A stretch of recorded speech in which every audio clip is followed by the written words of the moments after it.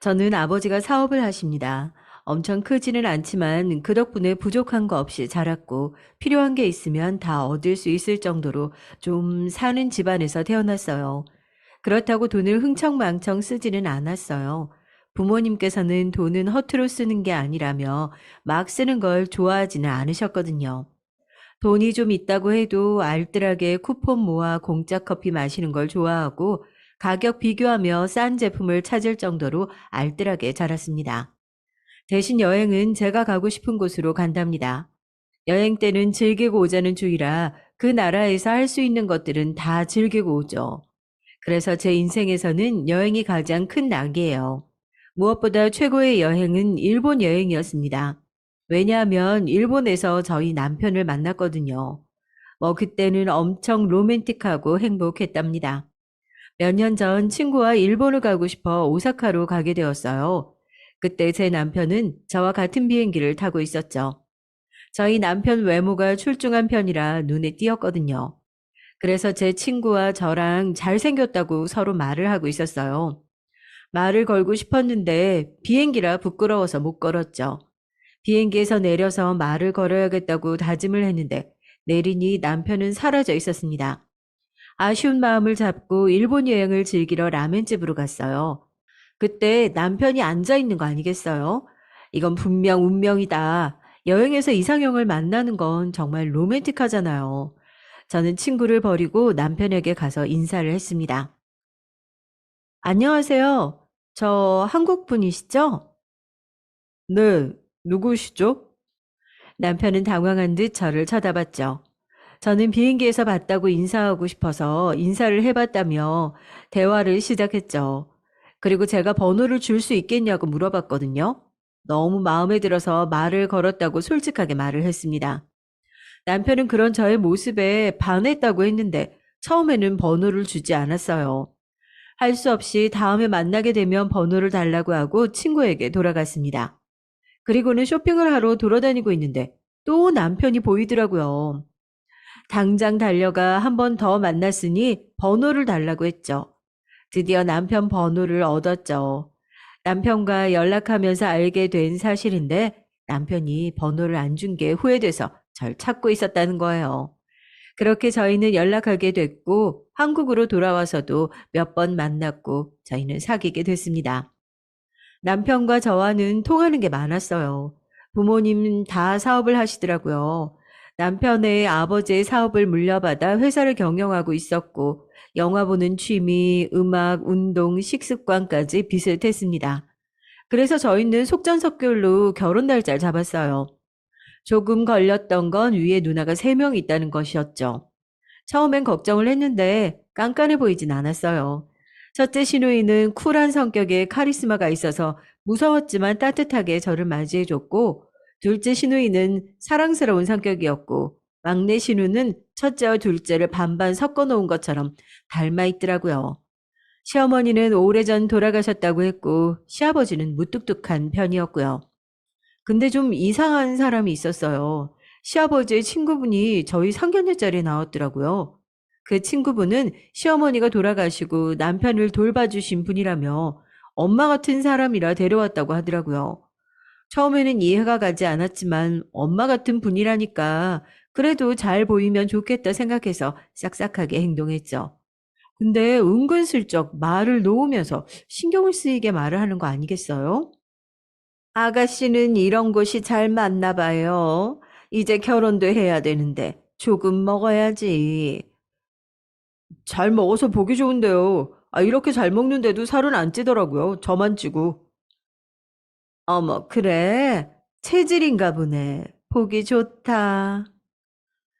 시아버님 친구분은 뭔가 모르게 신경 쓰이게 얘기를 하더라고요.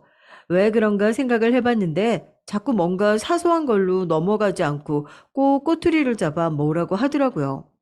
시어머니도 아니면서 자꾸 저에게 뭐라고 하는 것 같아 기분이 좋진 않았습니다. 하지만 저 빼고는 다들 웃으며 얘기를 하고 좋은 날 괜히 망쳤다가 안 좋게 끝나는 것보단 나아서 넘어갔어요. 그런데 어느 날 시아버지 친구분이 연락이 왔어요. 한 번만 만나자고 하더라고요. 그래서 남편에게 물어본다고 하니까 단 둘이서만 만나고 싶다고 하더라고요. 남편이 어머니같이 좋아하는 분이라 잘 부탁한다고 부탁을 해서 싫다고 할 수도 없고 알겠다고 말했죠. 그날 회사 끝나고 저녁을 같이 먹기로 했습니다. 무슨 얘기를 해야 할지 걱정했는데 걱정과는 다르게 이야기는 잘 흘러갔어요. 남편 얘기만 해도 시간이 금방 가더라고요. 그리고 제가 아주머니라고 얘기를 하니 어머님이라고 부르라고 했죠. 아가씨, 아주머님이 뭐야? 어머님이라고 불러요. 네? 아니, 시어머님도 아니고 어머님은 좀... 아, 그런가? 아우, 나도 모르게 그만 어머님이라고 말을 했네. 그럼 이모라고 불러요, 그럼. 알고 보니 이모님은 시아버지의 친구가 아니라 시어머니의 친구였대요. 시어머님과 아주 친한 사이라 시누이 어릴 때 남편이 어릴 때 많이 봐줬다고 했고 그래서 이모라고 불렀다고 하더라고요. 시어머니는 남편이 워낙 어렸을 때 돌아가셔서 이모님이 거의 키우다시피 해 가끔 엄마라고 한다고 하는데 어머님은 좀 그렇지 않나요? 그리고 친한 친구 아들이라고 해도 엄마처럼 행동하는 게 이상하기도 하고요. 여러분은 어떻게 생각하세요? 그러면서 남편의 식습관이나 남편의 버릇 같은 걸 저에게 말했어요. 저도 다 아는 사실이고 이모님보다 더 많은 걸 알고 있었지만 말은 하지 않았죠. 제가 심드렁하게 있으니까 이모님은 남편의 어릴 때 사진이 있다며 저에게 보여줬어요. 어릴 때 사진을 보며 자기를 엄마처럼 참 잘 따라줬다고 하더라고요. 그 시절이 좋으셨는지 갑자기 울먹거리기 시작하셨어요. 아휴, 언제 다 커서 이렇게 결혼할 여자를 데려오고 꼭 잘 부탁해요. 알았죠? 이모님은 제게 남편을 잘 부탁한다고 부탁을 받았었어요. 정말로 남편을 친자식처럼 사랑한다는 게 느껴졌죠. 이모님이 자식이 없어서 그런가 남편을 정말 아끼더라고요. 남편에게는 이 자리 말하지 말아달라고 부담스러워할 것 같다고 말을 해서 남편에겐 말하지 않았습니다. 결혼 준비하면서 남편과 정말 많이 싸웠어요. 연애할 때는 잘 맞는 부분이 많았는데 결혼 준비를 하니까 왜 이렇게 안 맞는지 서운한 것도 정말 많이 쌓여서 많이 싸웠죠. 다시는 싸우지 말자고 다짐을 했는데도 결혼식이 얼마 남지 않았을 때 파혼을 할 만큼 크게 싸웠습니다. 상황은 이랬어요. 남편이 친구와 마지막으로 놀고 싶다며 여행을 가고 싶다고 하더라고요. 저는 회사 일에 결혼 준비에 다이어트 하느라 예민한데 저랑 여행을 가는 것도 아니고 친구랑 논다니 열이 받더라고요. 그 전에 총각 파티 한다고 파티도 했는데 여행이라니 화가 났지만 마지막이라는 남편의 말에 수락을 했죠. 근데 글쎄 거기에 여자도 끼어 있는 거예요. 그것도 제가 좋아하지 않는 여자 사람 친구요. 연애 때 그 여사친 때문에 저희 많이 싸웠거든요. 정말 친한 여사친이라고 친해졌으면 하는 마음으로 소개해주고 싶다고 하는데 처음엔 저도 친해지면 좋겠다고 생각을 했거든요. 근데 제 남편한테 여우 같은 행동을 하는 거 있죠? 제가 계속 쳐다봐도 아랑곳하지 않고 남편한테 끼를 부리고 있더라고요. 남편에게 얘기를 했더니 표현이 많은 친구라 그렇다고 얘기를 하더라고요. 하지만 그게 남편한테는 유독 심한 것 같았습니다. 저한테는 안 그러거든요. 남편은 초등학교 친구와 함께 잘 만나는데 그중 그 여사친도 포함이 되어 있었어요. 여자 2명, 남자는 남편 포함 4명으로 6명끼리 잘 만나더라고요. 근데 그 여사친들이 보니까 남자를 좋아하고 밝히는 사람들이었어요. 그래도 한 명은 친구들한테까지는 그렇지는 않더라고요. 하지만 그 요주의 인물인 여사친은 모든 남자에게 끼를 부리고 있었죠. 다들 여자친구가 있는데도 말이에요. 그래서 안 만났으면 좋겠다고 얘기를 했는데 전 여자친구들을 말하지 뭐예요. 전 여자친구들은 다 봐줬다. 저는 왜 그러냐며. 초등학교 때부터 친했으니 아무런 문제가 없다며 저한테 친구를 못 보는 건 아닌 것 같다고 말을 하더라고요. 그러니 어쩌겠어요. 남편을 믿을 수밖에 없죠.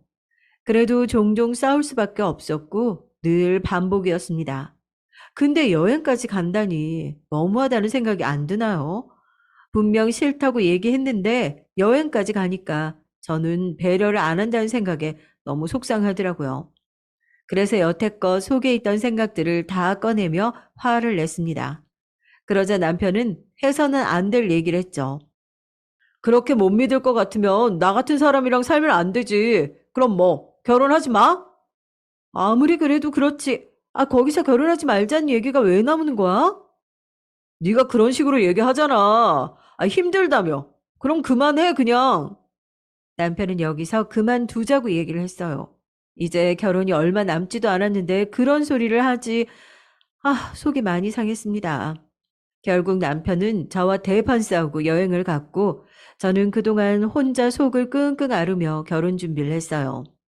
남편은 연락도 안 되지 않았고 저 없이도 잘 놀 거라는 생각을 하니 잠을 잘 수가 없었습니다. 여행을 잘 다녀왔을 텐데도 연락이 없었죠. 그러다 보니 몸이 많이 안 좋아졌어요. 이제 곧 다가올 결혼식 때문에 다이어트를 무리해서 그런지 회사에서 일을 하다가 의자에서 일어나는데 순간 앞이 노래지며 쓰러지고 말았죠. 눈을 떠보니 남편이 제 눈앞에 있더라고요. 남편이 울먹거리며 괜찮냐고 물어보는데 화가 싹 가라앉고 얼굴을 보니까 좋더라고요. 남편은 미안하다고 자기가 다 부족해서 그런 거라며 사과를 했습니다. 저는 앞으로 그러지 말라며 말을 했고요. 그러면서 남편은 이제 그 여사친을 만나는 일은 없을 거라 말을 했죠. 저는 저 때문이라고 생각했는데 그게 아니라 사건이 있었더라고요. 여행 때 그 여사친이 제 남편에게 좋아한다고 고백을 했다지 뭐예요. 그러면서 애정 표현을 하는데 남편은 당황하며 이러면 안 된다고 말을 했다고 해요. 그 후 친구들한테 말해서 그 여사친이랑은 못 볼 것 같다고 하고 도중에 집에 돌아왔다고 합니다.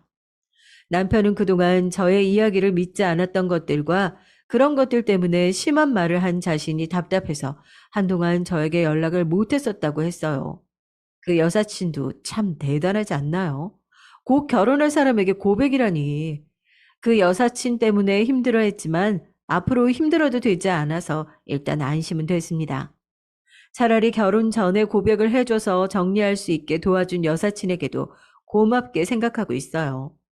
평생 여우짓을 하는 걸 보는 것도 화가 날 것 같은데 자기가 자기 무덤 파고 갔으니 얼마나 다행이에요. 그렇게 그 초등학교 모임은 남자들의 모임으로 변했고 결혼식에도 여사친은 오지 않았습니다. 성황리에 결혼식을 마치고 드디어 꿈에 그리던 신혼부부가 됐어요. 저는 빨리 결혼을 해서 남편에게 아침밥을 차려주고 남편은 안아주면서 고맙다고 서로의 사랑을 확인하는 그런 순간을 느끼고 싶었거든요. 아, 아니면 남편이 피곤한 저를 대신해서 몰래 아침밥을 차려주는 그런 로망도 있었죠. 처음에는 그렇게 했어요. 하지만 몇 달이 지나니 아침밥을 차려주는 게 여간 힘든 일이 아니더라고요. 시아버지는 그냥 사람을 부르라고 하는데 굳이 부를 필요가 있나 싶었거든요. 힘들어서 결국 부르기로 했습니다. 근데 그때 이모님이 자기가 대신 아침밥을 차려주겠다고 하는 거 있죠. 저야 아는 사람이 와서 해주면 편하긴 하지만 시아버지의 친구분이시라 저희 집안일을 다 말할까 걱정이 됐어요. 하지만 남편은 감사하다며 좋아하더라고요. 이모님의 밥을 먹을 수 있다며 어찌나 기뻐하던지. 제 밥이 맛없었던 걸까요? 제가 제 요리가 별로였냐고 왜 이렇게 좋아하냐고 물어봤는데 남편은 솔직하게 간이 안 맞는다고 말을 했습니다. 그리고 어떤 건 조금 맛이 없었다고 장난스럽게 얘기를 하는데 사람들 앞에서 제 요리가 맛없다고 말하는 게 부끄럽기도 했고 섭섭해서 싸우고 말았죠. 정성을 다해서 저도 노력하는데 너무하지 않나요?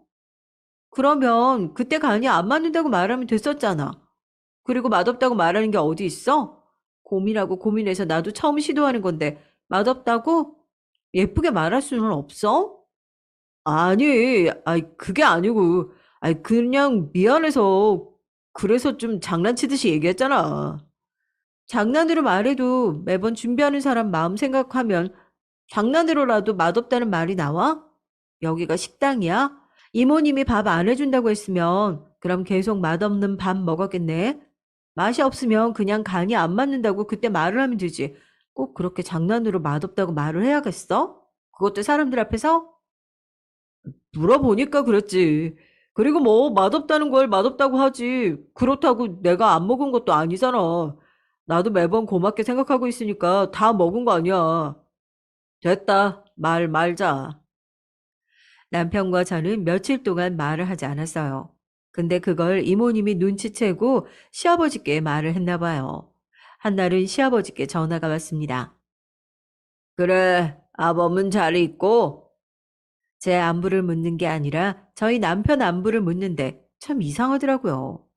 남편은 회사 일로 시아버지와 자주 연락을 하는 걸로 알고 있는데 저를 떠보려고 하는 건지 남편 안부를 저한테 물으니 말이죠. 근데 역시나 저를 떠보는 거였어요. 너네 사이가 안 좋다는 얘기를 들었다. 안 사람이 좀 참으면서 남편 내조를 해줘야 바깥 일도 승승장구하지. 무엇이 섭섭해서 그랬냐? 그 사정도 모르면서 제가 잘못을 했을 거라는 식으로 말을 해서 억울했지만 굳이 거기서 길게 말을 늘어놓는 것도 아닌 것 같아서 신경 쓰이게 해서 죄송하다고 말하고 끊었어요. 이런 일은 몇 번 더 있었습니다. 늘 다퉜을 때마다 시아버지께 전화가 와서 싸우는 거 아니라며 잘하라고 말을 했죠. 그래서 이모님께 직접 물어보기도 했어요. 이모님, 혹시 저희가 다툴 때마다 아버님께 말씀드리나요? 아이고, 아니. 아유, 분위기 안 좋아 보여서 그냥 매번 물어보시는데 거짓말을 할 수도 없고, 그러니까 그런 거지. 왜? 아이, 그 양반이 뭐라고 해? 내가 뭐라고 하지 말라고 말할게. 아니, 그냥 이모님이 말을 안 하시면 될 것 같은데, 말 안 하시면 안 될까요? 아, 저도 눈치가 보이기도 하고.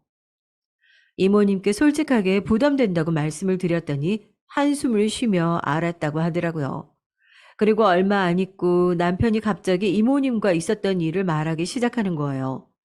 이모님에게 한 소리를 했냐고 물어보는데 저는 처음에 무슨 소리인지 모르고 당연히 그런 일은 없다고 말을 했습니다. 근데 그날 일을 말하는 거였더라고요. 그래서 자초지종 설명을 하니 남편은 조용히 듣다가 말을 꺼냈어요. 이모님이 아버지 옆에 있어 눈치를 엄청 많이 보신다며 시아버지가 계속 물어봐서 얘기를 한 게 아니겠냐며 말을 했죠. 그러면서 이모님 입장도 생각해 보라며 난처하시지 않겠냐고 말했어요. 아니, 시어머니도 아니고 제가 왜 시아버지의 친한 친구분 사정까지 알아야 하냐고요. 아무리 남편을 키웠다고 해도 이건 너무 심한 것 같다는 생각이 들었습니다. 남편도 이모님에 대해서는 너무 과민 반응을 하고요. 근데 그게 다 이유가 있었습니다. 시누이들과 밥을 먹을 일이 있었어요. 근데 세상에 거기서 충격적인 사실을 듣고 말았죠. 제가 이모님 일로 속상해서 시누이에게 이모님에 대한 이야기를 했어요. 이모님이 남편에게 과하게 관심을 가지는 것 같아서 힘들다고 얘기를 했어요. 근데 아니 글쎄 갑자기 이모님이 저희 남편의 엄마라고 하지 뭐예요? 상견례 때 오는 것도 이상했고 잘 생각해보니 시누이들과 잘 얘기도 안 하고 시아버지와 남편에게만 이야기를 했던 것 같은데 그때는 왜 이상하다고 생각을 안 했을까요? 그리고 분명 먼저 시어머니의 친구라고 들었었는데 그럼 결국 시아버지는 아내의 친구와 바람이 난 거잖아요. 저는 정말 충격을 받았습니다. 시어머니가 아프고 난 뒤 이모님이 남편네를 왔다 갔다 하면서 시아버지와 바람이 났다며 아이를 가졌을 때는 시어머니가 괜찮다고 이모님을 오히려 감싸줬다는 거예요. 시어머니는 곧 세상을 떠날 거라며 자기 대신 아이들을 봐달라고 부탁을 했다고 했대요. 하지만 시누이들은 이모님에게 마음을 주지 않았고 또 시아버지 또한 체면을 중요하게 생각해서 집에는 들어오지 못하고 평생을 남편의 이모로 살 수밖에 없었다고 해요. 웃기지 않나요? 아니, 체면을 중요하게 생각하는 사람이 아픈 아내를 두고 친구와 바람나는 게 맞다고 보세요? 남편은 이 사실을 속이고 저와 결혼했으니 당연히 이용감이라고 생각했습니다. 심지어 밥하러 와주실 때는 단순히 밥 때문이 아니라 저희가 어떻게 사나, 제가 남편에게 어떻게 하나 감시하는 거였더라고요. 마음에 들지 않으면 이모님은 시아버지께 말을 해서 시아버지가 이모님 대신 저에게 뭐라고 하셨던 거고요. 정말 다들 너무하지 않나요? 어떻게 감쪽같이 속일 수가 있는지 배신감이 들어 집에 도착하자마자 남편에게 전화를 했습니다. 저기요? 여보, 나한테 숨기는 거 없어? 숨기는 거? 없는데? 진짜 없어? 시간 줄게 솔직하게 말해. 나 다 알고 전화했으니까. 남편은 잠시 아무 말도 하지 않더라고요. 남편은 잠시 생각을 좀 하겠다고 끊고 다시 전화를 주겠다고 했어요. 몇 분 뒤 전화가 왔죠. 아니, 그게 내가 먼저 시작한 건 아니고 그 사람이 먼저 제안을 해서 좀 땡겨서 썼지. 그쪽이 더 많이 아는 것 같기도 하고. 그게 무슨 말이야? 땡겨 쓰다니. 그쪽은 누구고? 어? 그 동업자 때문에 전화한 거 아니고? 하, 그것도 말을 안 했어? 그거 말고. 없는데? 뭐지? 이모님 얘기.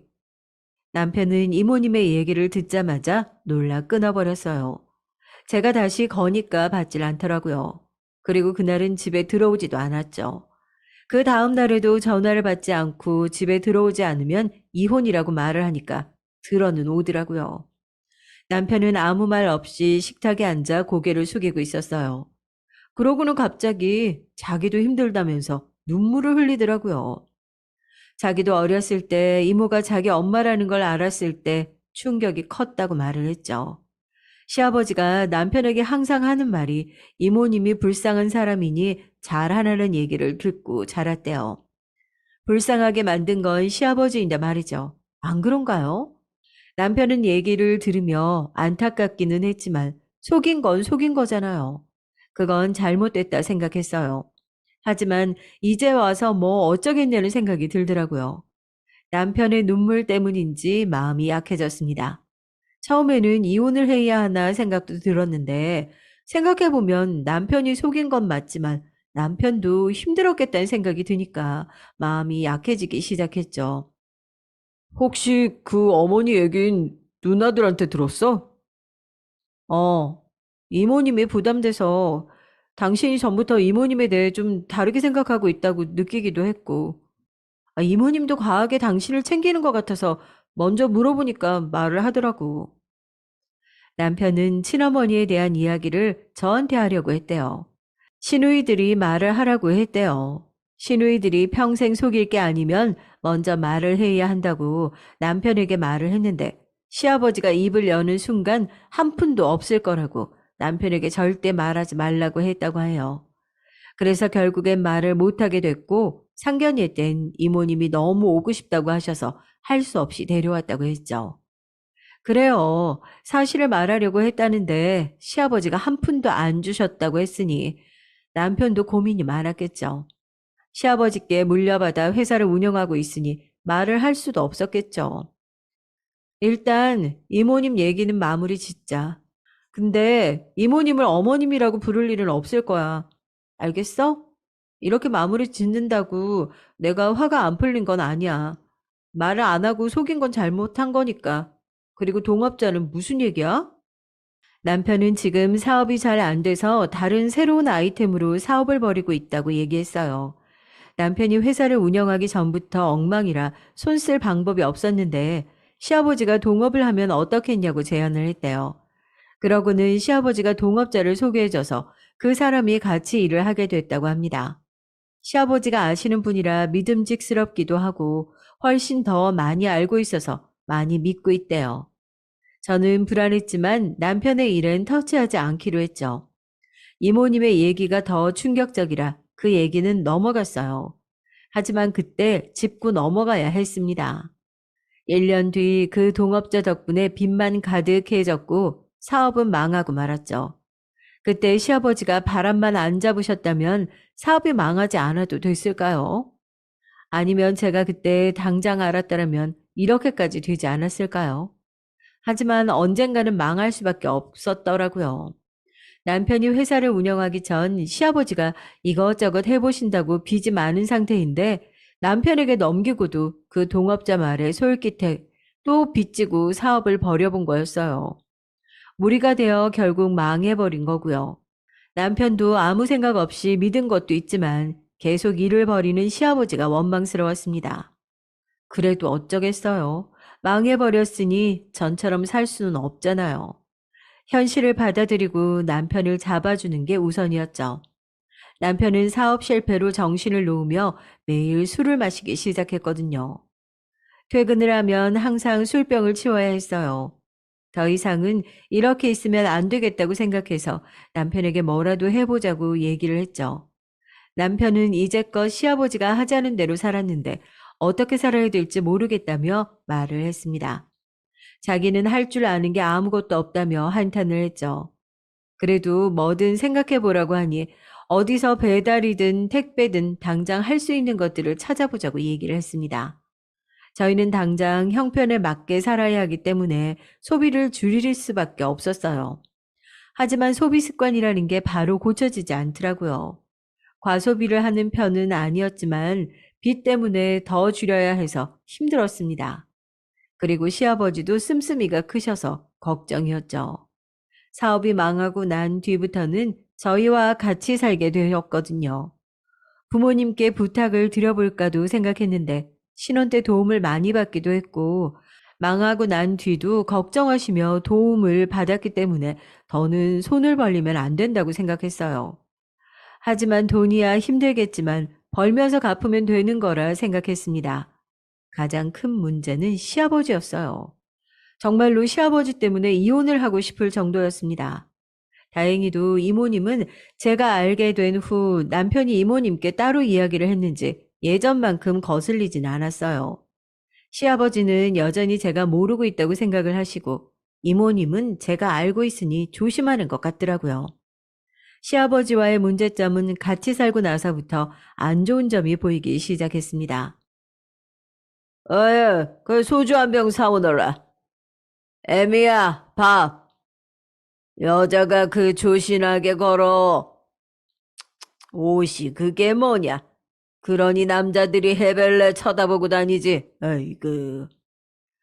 시아버지는 저희 집에 처음 왔을 때와는 다르게 점점 말이 짧아져서 필요할 때마다 종 부리듯 부리고 잔소리가 심해져 갔습니다.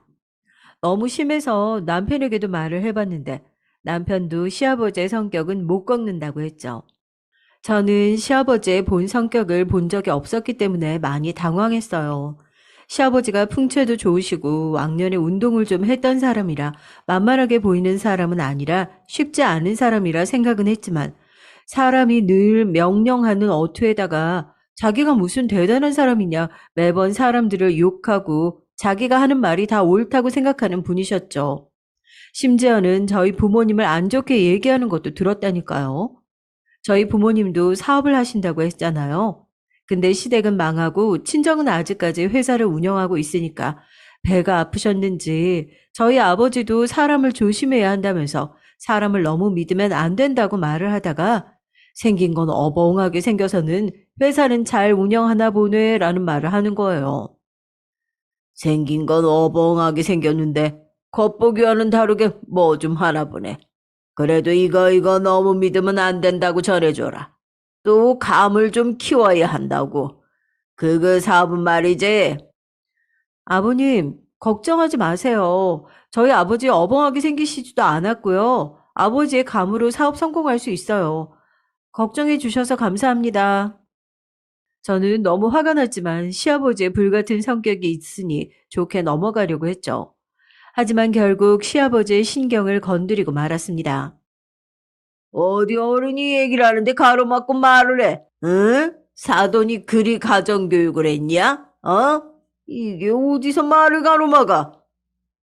시아버지는 갑자기 과일상을 엎었어요. 저희 방에서 쉬고 있던 남편은 거실로 달려와 시아버지를 진정시켰죠. 그 순간 정말 무서웠어요. 술을 마시고 있어서 그런지 평소보다 정도가 심했거든요. 아직도 잊히지 않는 순간이었죠. 누군가가 그렇게 눈이 돌면서 물건을 던지는 건 처음 보기도 했고, 자칫 잘못하면 제가 맞을 뻔했거든요.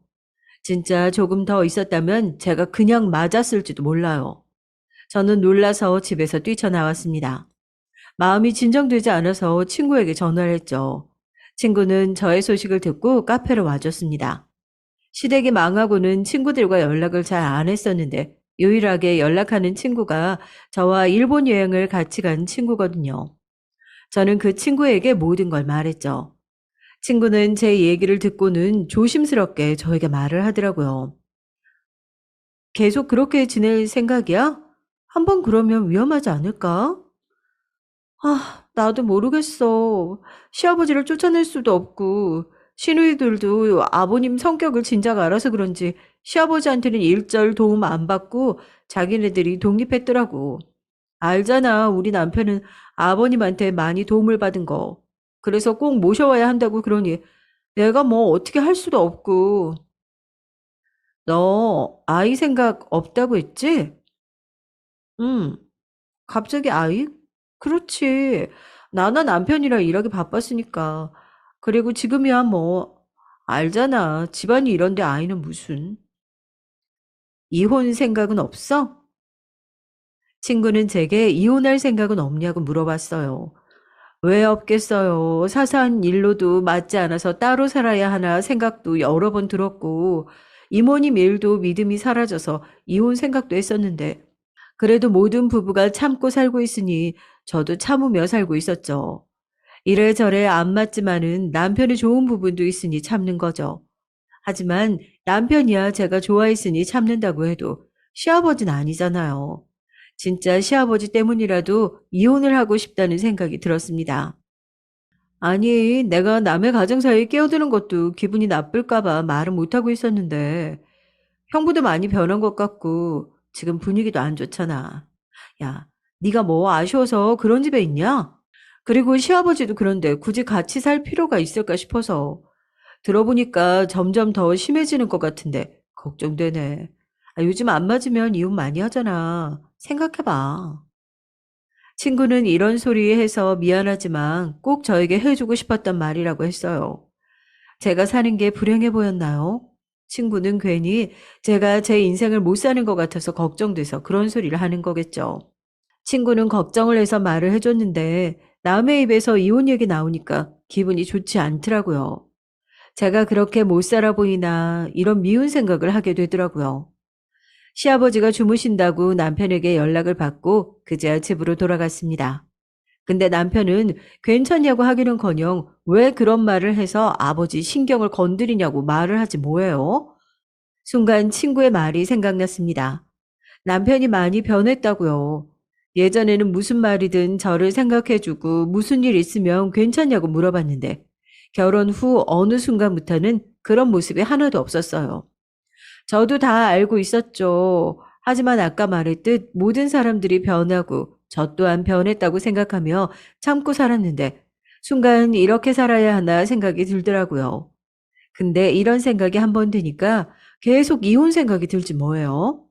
남편도 남편이지만 저는 정말로 시아버지가 싫었어요. 그냥 가면 갈수록 성격이 더 세지는 시아버지가 보기 싫고 그 시아버지의 의의 그 소리도 어찌나 싫은지 정말 그 소리만 들으면 짜증이 나더라고요. 그리고 점점 더 난폭해져가 같이 있을 때마다 불안했죠. 뭐 시아버지만 있겠어요. 가끔씩 이모님한테 전화가 오는데 남편 안부도 물으며 잘 좀 하라는 소리를 들을 때마다 스트레스도 받고 변한 남편도 보기가 싫더라고요. 그냥 이젠 시댁과 엮이는 것조차 싫었어요. 모든 게 다 싫었습니다. 그중에서 시아버지가 제일 싫었어요. 주말엔 회사 일에 지쳐 쉬고 싶은데 시아버지가 계시니 쉴 수도 없고 또 가끔은 친구들을 불러서 노시더라고요. 시아버지는 사업이 망했는데도 떵떵거리며 살았죠. 참 대단하신 분이세요. 내가 지금 망해서 이러고 있지만 내가 누구냐? 응? 다 내 인생이 새서 이런 일이 오는 거지. 또 우리 승진이가 응? 나를 닮아서 또 크게 사업에 성공할 것이다 이 말이야. 응? 시아버지 친구들은 거의 또 맞장구를 치고 있어요. 사업은 무슨 지금 빚만 넘치고 자기 인생을 제대로 못 사는 사람이 무슨 사업이겠어요. 저는 이런 얘기를 수도 없이 들어야 했죠. 주말에 제 친구들을 만나고 싶은데 시아버지 친구들을 만나고 있으니 머리가 지끈거렸습니다. 친구들이 오면 저는 피해 있냐고요? 아니요. 간식이며 밥이며 손수 그날 만든 음식을 드시고 싶다며 매번 다른 요리로 상을 차렸고요. 몇 번은 그 자리에 앉아서 시아버지와 친구들이 하는 얘기를 들어야 했어요. 그리고 종종 술도 같이 마시자고 하는데 저는 술을 좋아하지도 않고 잘 못 마셔서 입에도 잘 안 되는데 억지로 먹으려니 고역이더라고요. 회식 때도 술 강요가 없는데 시아버지의 술 강요로 다음날 너무 힘들었습니다. 하지만 점점 술을 마시는 빈도가 늘었어요. 힘들어하는 걸 알면서도 마시면 느는 거라고 계속 두는데 정말 힘들었습니다. 결국 못 마시겠다고 말을 했는데 시아버지가 화를 내면서 어른이 주는 건 빼는 게 아니라고 젓가락을 저를 향해 던지셨어요. 저는 젓가락이 그렇게 공격적인 줄 몰랐습니다. 결국 이마에 맞아 피를 보고 말았죠. 심한 건 아니라 다행이지만 나중에는 술병을 던질까 무서웠어요. 시아버지는 점점 더 공격적으로 변해갔습니다. 그래서 하는 수 없이 시아버지가 주시는 술은 다 마시게 됐죠. 그렇게 맞지도 않는 술을 마시니 속이 괜찮을 리가 있겠어요. 새벽에 속이 미친 듯이 아파서 응급실로 가게 됐죠. 역류성 식도염에 급성 위염에 술 때문에 병을 얻었어요.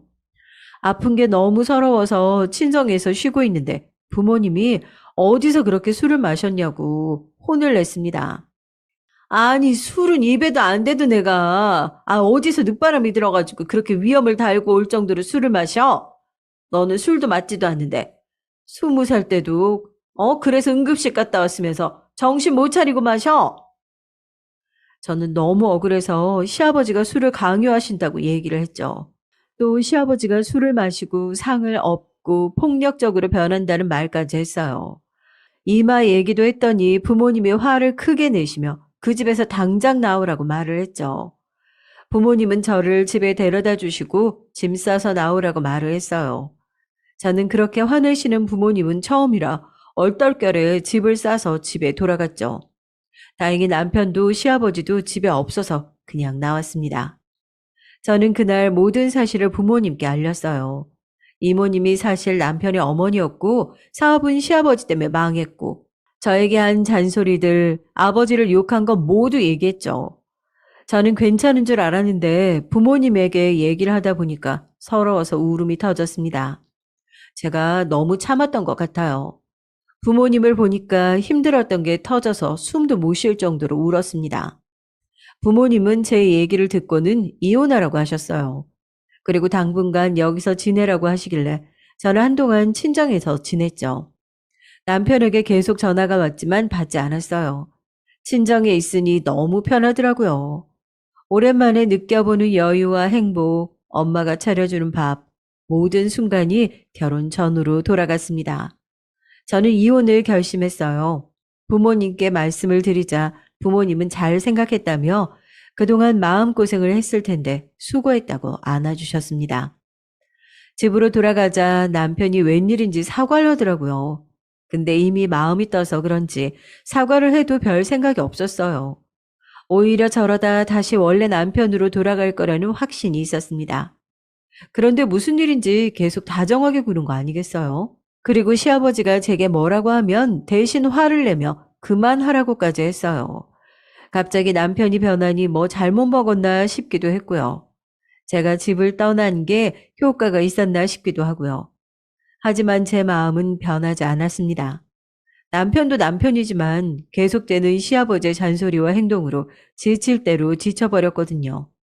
그런데 남편이 왜 이렇게 친절히 대하는지 알게 됐죠. 어느 날 남편은 자고 있었고 저는 옆에서 휴대폰을 보고 쉬고 있었는데 남편 폰으로 계속 연락이 오는 거예요. 회사 일을 할 땐 여러 사람들과 연락을 많이 해서 신경 쓰지도 않았는데 지금은 연락 올 사람도 없고 일하는 시간도 아니라 연락 올 데가 없는데 연락이 계속 오니까 이상했죠. 또 이상한 촉이 들어 몰래 남편 폰을 봤습니다. 그런데 문자 내용을 보지는 못했지만 사랑 안 해줄 거야 라는 말이 적혀 있더라고요. 더 충격적인 건 보낸 사람의 이름이 제 친구인 거예요. 제가 힘들 때 이혼하라고 말해준 그 친구요. 저는 남편이 바람을 폈다는 것보다 제 친구와 바람을 폈다는 게 더 충격을 받았습니다. 아닐 거라고 생각을 했지만 제 친구 이름이 특이해서 같은 이름을 본 적이 없거든요. 믿었던 친구가 제 남편과 바람을 폈다니 믿었던 만큼 충격은 더 컸습니다. 정말 심장이 요동치더라고요. 손이 떨리고 숨을 쉴 수가 없었어요. 하지만 여기서 깨버리면 남편도 깰 것 같아서 조용히 돌아 누웠습니다. 처음에는 남편 뺨이라도 때려야 하나, 아니면 제 친구에게 전화해서 왜 그랬냐고 따져야 하나, 둘 다 당장 내 앞에 앉혀 욕을 해야 하나, 오만 가지 생각이 들었어요. 잠은 오지 않고 계속 생각에 잠겼죠. 계속 생각을 하다 보니까 속상하고 우울했던 감정이 분노로 바뀌더라고요. 바람을 피우고 다시 사람이 돌아온 척하는 남편과 나를 위하는 척 이혼하라고 했는데 남편과 바람을 핀 친구가 너무 가증스러웠습니다. 하지만 잘 됐다 싶었죠. 이미 저는 이혼하기로 마음도 먹었고 남편은 바람을 폈으니 쉽게 이혼할 수 있겠다는 생각이 들었습니다. 그 다음날 화가 차올랐지만 아무렇지 않게 남편을 대했어요. 그날 남편은 일이 힘들었는지 저녁 늦게 술을 마시고 만취 상태로 집에 왔습니다. 저는 그때 제 친구 이야기를 해봤죠. 여보, 내 친구 알지? 걘 어떻게 생각해? 남편은 제 친구가 이쁘다며 막 웃었어요. 그리고 여행 갔을 때 제 친구도 남편에게 연락처를 물어봤다고 했죠. 하지만 제가 남편의 이상형에 가까워서 저를 선택했다고요. 그러고는 제 친구가 자기를 꼬신다며 자기가 무슨 얘기를 하는지 모르는 채 잠에 들었죠.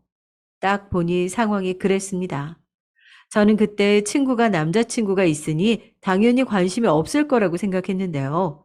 근데 처음부터 제 친구는 남편에게 관심이 있었던 거예요. 친구는 그래서 제게 이혼을 하라고 재촉했을까요? 배신감 때문에 그날도 잠을 잘 수가 없었습니다. 일을 끝내고 저는 친구에게 만나자고 했어요. 친구는 제가 걱정된다는 듯 제 안부를 물었습니다. 잘 지냈어? 너 몸은 어때? 좀 괜찮아? 어처구니가 없었습니다. 그렇게 남편과 바람을 피고는 걱정하는 꼴이 정말 우스꽝스러웠어요. 이제 좀 괜찮지. 근데 요즘 남편이 이상해. 다시 예전으로 돌아온 것 같다니까? 다정하게 막 대하는데 나는 남편이 곧 죽나 싶었다니까? 저는 친구의 그 찰나의 표정을 봤어요. 남편이 저에게 다정하게 대해준다고 하니까 잠깐이지만 굳어버린 그 표정을 봤죠. 그리고는 제가 친구에게 물어봤어요. 있지, 너 혹시 내 남편 좋아했어? 아니 그냥 남편이랑 너 얘기하는데 네가 여행 갔을 때 너도 연락처 물어봤다고 해서 그런 얘기를 들으니까 좀 신경 쓰이네? 친구는 놀라 왜 갑자기 자기 얘기가 나오냐고 물었죠. 그냥 내가 너한테 너무 고마워서 남편도 좋게 생각을 하고 있나 물어볼 겸 너에 대해 어떻게 생각하는지 물어봤거든. 근데 술에 취해서 그런지 그런 얘기를 하더라고. 그래서 좀 놀랐지 뭐. 친구는 당황하면서 미안하다고 했어요. 그러고는 뭐 더 들은 거 없냐고 물어보더라고요. 저는 당연히 없다고 했죠. 친구에게 남편과 무슨 일 있냐고 물어봤는데 친구는 없다고 그냥 자기가 그런 행동을 해서 안 좋게 생각할까봐 걱정해서 물어봤다고 둘러대더라고요. 여행에서도 싸워본 적 없고 몇 년 동안 의지하고 힘든 일이 있을 때 서로 자기 일처럼 화내주고 울어주던 친구인데 이런 친구가 제 남편과 바람을 피우다니 마음이 아팠습니다. 저는 곧장 친정으로 갔어요. 친정 식구에게 남편의 바람 사실을 알렸죠. 부모님은 뒷목을 잡으셨고 여동생은 길길이 날뛰었습니다. 형부 미친 거 아니야? 아니, 그 언니도 그래. 아니, 어떻게 친구 남편이랑 바람이 날 수가 있어? 아니, 보니까 그 아버지의 그 아들이네. 아주 끼리끼리야. 형부는 자기 아버지가 바람 피운 걸 충격받았다며. 울면서 말할 만큼 힘들어했다면서 어떻게 또 아내 친구와 바람을 필 수 있어? 언니, 당장 이혼해. 알아. 진정해봐. 나도 언제 이혼을 말할지 생각 중이야. 아, 언제라니 당장 해야지. 저도 마음 같아서는 당장 이혼을 하고 싶은데 아직은 때가 아닌 것 같아서 타이밍을 보고 있는 중이었어요.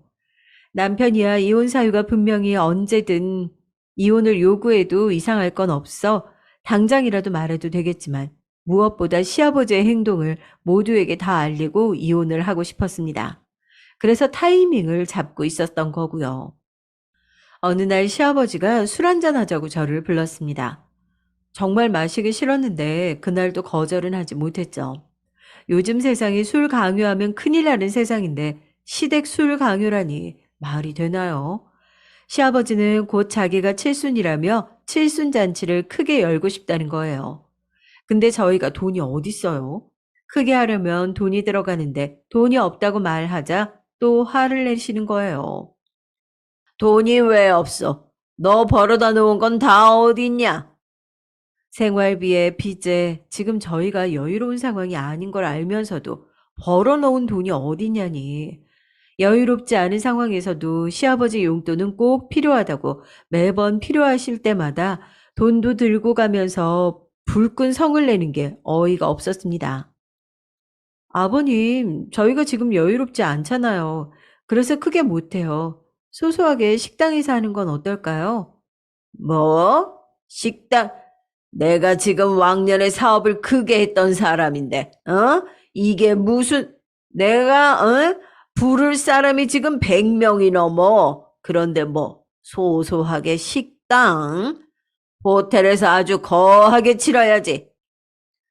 아버님, 100명이라니요.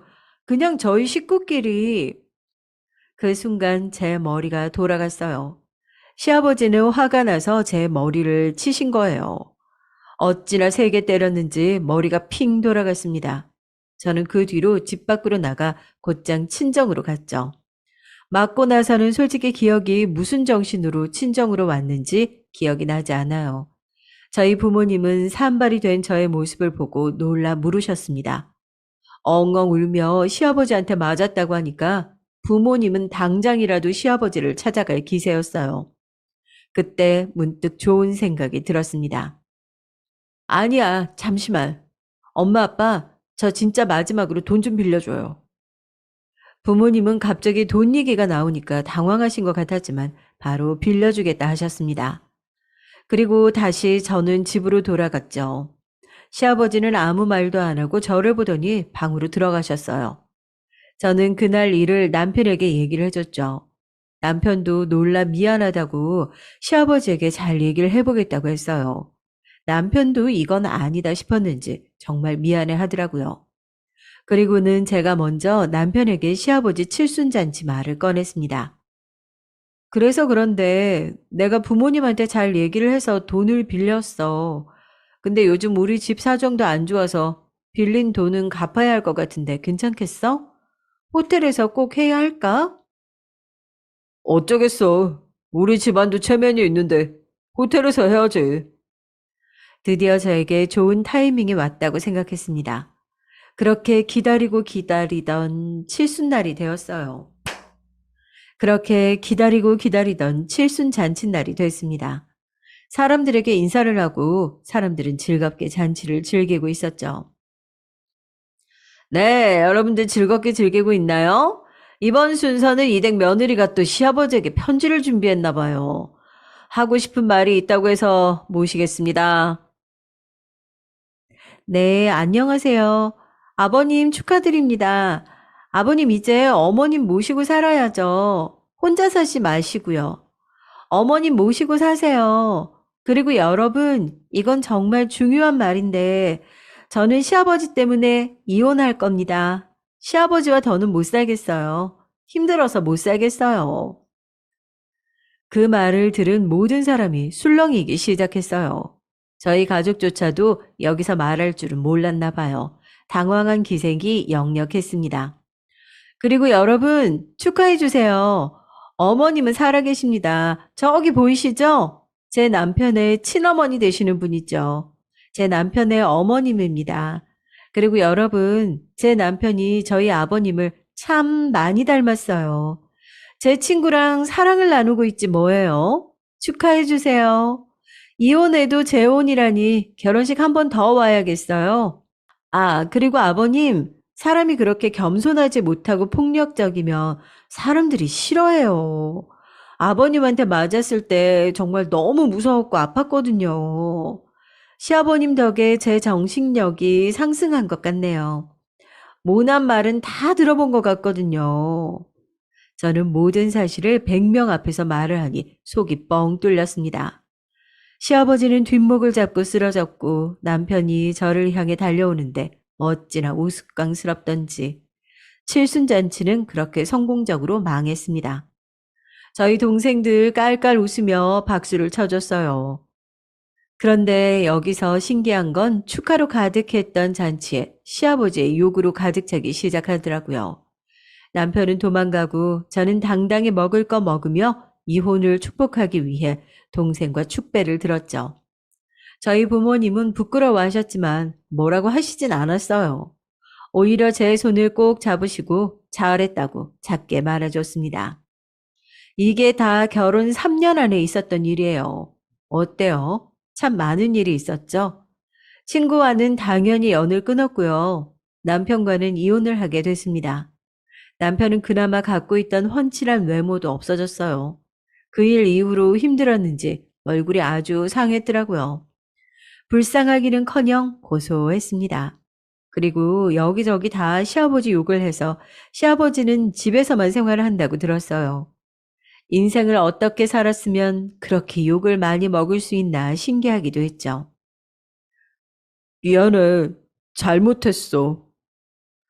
아니야, 미안해 하지 마. 나는 덕분에 많은 일들을 겪었고, 그리고 우리 아이가 없어서 참 다행이다. 그치? 아버님, 이모님이랑 오순도순 잘 살아봐. 재혼하면 난 절대 부르지 말고, 나 찾지도 말고. 아, 걔 남자친구 생겼더라? 당신만 불쌍하게 됐네. 제 친구는 웃기게도 남편과 바람을 피면서도 남자친구를 만들었던 거예요. 진작에 그런 친구와는 손절을 했어야 했는데 이번 일들로 안 맞는 사람들과 인연을 정리했다고 생각했어요. 제 결혼 생활은 드라마 한 편이었습니다. 만약 시아버지 앞에서 이혼하겠다고 했으면 이혼할 수 있었을까요? 그리고 시아버지의 칠순자치가 없었더라면 전 이렇게 시원하게 끝을 맺을 수 있었을까요? 웃긴 건 제가 그 자리에서 폭로를 한 덕에 저희 가족은 미친 가족이라는 별명이 붙고 말았죠. 그럼 어때요? 아무도 저희를 건드릴 사람은 없을 거예요. 하지만 반대로 당차다는 사람도 있었습니다. 시아버지를 싫어하는 대부분의 사람들은 이해한다며 잘 말했다고 저에게 응원한다고 했어요. 저는 그 순간 떨리면서도 아주 짜릿한 순간이었죠.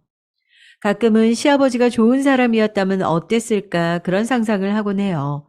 이미 다 지난 일이니 이런 생각을 할 수 있겠죠? 그럼 지금까지 제 얘기 들어주셔서 감사해요. 좋은 하루 보내세요. 안녕하세요. 저는 막 60대 후반이 된 이제 할머니 소리가 살짝 익숙해지려고 하는 한 여성입니다. 날씨가 아직 많이 춥죠. 제가 일하고 있는 사무실에서 따뜻한 모가차 한 잔을 우려 마시며 다른 분들의 사연을 듣다가 문득 제 얘기를 해보고 싶어서 사연을 풀어내 봅니다. 하나뿐인 아들을 잃고 구박받았던 얘기예요. 용기 내어 작성한 만큼 끝까지 들어주시면 좋겠습니다. 저는 보수적인 촌동네에서 자라 중학교까지 학업을 마치고 옆 동네에 살던 남편과 중매로 혼사를 맺고 인근 도시에서 신접살림을 차렸어요. 아무래도 둘 다 배운 것이 없다 보니까 저는 집에서 살림을 하고 남편은 개인 택시를 했는데 그럭저럭 근근히 먹고 살 정도는 됐죠. 비록 형편은 빠듯했지만 나름 성격이 잘 맞고 금술은 좋아서 일남일녀의 자식을 두었습니다. 아이들은 다행히도 구김살 없이 씩씩하게 잘 커졌어요. 특히 아들 녀석은 어찌나 어릴 때부터 밝고 까불던지 온 동네 남자애들을 몰고 다니며 대장 노릇을 할 정도로 사교성이 좋고 서글서글한 성격이었어요. 못 배운 부모를 둔 것이 미안해서 저희 부부는 자식들 많은 교육을 시키기 위해서 노력했습니다. 아무것도 모르지만 물어물어 잘 가르친다는 학원도 보내고 성적이 부족하면 공부 잘하는 옆집 아이에게 부탁해서 우리 자식들을 가르쳐 달라 시키고요. 그렇게 큰 딸은 초등학교 교사가 되고 싶다기에 교대로 진학을 시키고 둘째인 아들은 엔지니어가 되고 싶다고 해서 그쪽으로 공부를 시켰습니다. 그럭저럭 사람들이 이름 대면 아는 대학에 조선해양공학과를 졸업한 아들은 들으면 와 하는 전문직은 아니었지만 열심히 일하면 먹고 살 걱정들은 없는 직업이라 고생한 보람이 있는 것 같아 뿌듯하더군요. 아들은 대학 졸업 후 조선기사 자격증을 딴다며 한동안 바빠 보였어요. 그 이듬해 아들은 당당히 국내 대기업 중 하나인 중공업에 취직을 했습니다. 저는 저의 못 배운 한이 조금이나마 자식을 통해 풀어지는 것 같아서 여한 없이 기뻤어요. 딸 역시 교생 실습을 나간다 어쩐다 하니 임용 준비를 2년 하고 초등학교 교사가 됐죠. 아유, 어떻게 이렇게 자식들을 잘 키웠어. 이제 자식들은 다 장성하고 우리는 인생의 많은 과업들을 끝내고 노후 준비에 힘쓰면 되는 시기가 오는 건가 싶어 마음도 편안하고 좋았습니다. 물론 자식들의 혼사 문제가 남아 있었지만요. 딸은 근무가 힘들다며 결혼 생각이 없다 누누이 말하더니 그래도 나이가 좀 찾아 결혼을 하긴 해야겠다고 선을 보겠다고 하더군요. 직업이 교사라 선호 직업이다 보니 나름 괜찮은 조건의 남자들과 선을 계속 받습니다. 딸아이가 인물도 나쁘지 않고 성격도 다정한 편이어서 곧 7급 공무원을 하는 총각과 선을 보고 몇 번 더 만나다 연애를 하더니 결혼을 하겠다고 했어요. 그렇게 장녀인 큰딸의 혼사를 정신없이 치르고 이제 아들만 장가 보내면 되겠다 싶어서 우리는 차만 아가씨를 어디 없나 하면서 눈에 불을 켜고 찾아다녔죠. 회사를 다니는 아들은 아침과 저녁에만 볼 수 있었는데 저는 아들을 볼 때마다 이제 네 나이도 있는데 그만 놀고 장가 가야 되지 않겠냐며 계속 이야기를 했습니다. 아들은 처음에는 알겠다고 하더니 나중에는 짜증을 내더라고요. 아, 엄마, 진짜 결혼 얘기 좀 그만해요. 요즘은 남자도 결혼해서 평생 처자식한테 돈 쏟아붓고 사는 거 별로라고요. 전 진짜 괜찮은 사람 아니면 안 하고 싶어요. 아니, 그래도 결혼을 해야지. 아니, 결혼해서 자식 낳고 기르는 기쁨이 얼마나 큰지 알아? 나중에 너 늙어서 힘들 때도 자식이 있는 거랑 없는 거랑 얼마나 다른데. 아내가 있어서 같이 오순도순 노년 보낸다고 생각해봐. 아, 얼마나 좋아. 하지만 이런 이야기로 아침이 시작될 때면 언제나 아들은 밥 한 술 뜨는 둥 마는 둥 하면서 출근 늦었다고 일어나 버리기가 일쑤였어요. 저는 그럴 때마다 애간장이 타는 듯 했지만 자식이 애물단지라 어쩔 수가 없었죠. 그렇게 시간을 보내고 있던 어느 날이었습니다. 근처 시내로 볼일을 보러 갔다가 우연히 아들을 보게 됐어요. 저는 점심시간이라 잠깐 나왔나 생각하면서 아들에게 인사를 하려고 다가갔는데 그런데 세상에 아들 옆에 웬 젊은 아가씨가 있는 거 아니겠어요? 저는 화들짝 놀라서 아니 우리 아들이 여자친구가 있었구나 싶어서 일단 인사를 하지 않고 그 아가씨를 관찰했습니다. 하얀색 정장 자켓에 회색 플레어 치마를 입고 긴 생머리에 날씬한 맵시가 돋보이는 딱 봐도 이쁘장한 아가씨였어요. 두 사람은 막 점심을 먹고 나선 듯 했고 아가씨가 저희 아들에게 매달리다시피 기대고 있더군요. 팔짱을 꼭 끼고서요. 아들 역시 싫지 않은 표정으로 함께 걸음을 옮기더라고요. 같이 커피숍을 들어간 두 사람은 곧 커피 두 잔을 들고 나와서 주차장에 있는 아들의 차로 함께 가더라고요. 그리고 함께 차를 타고 사라졌습니다.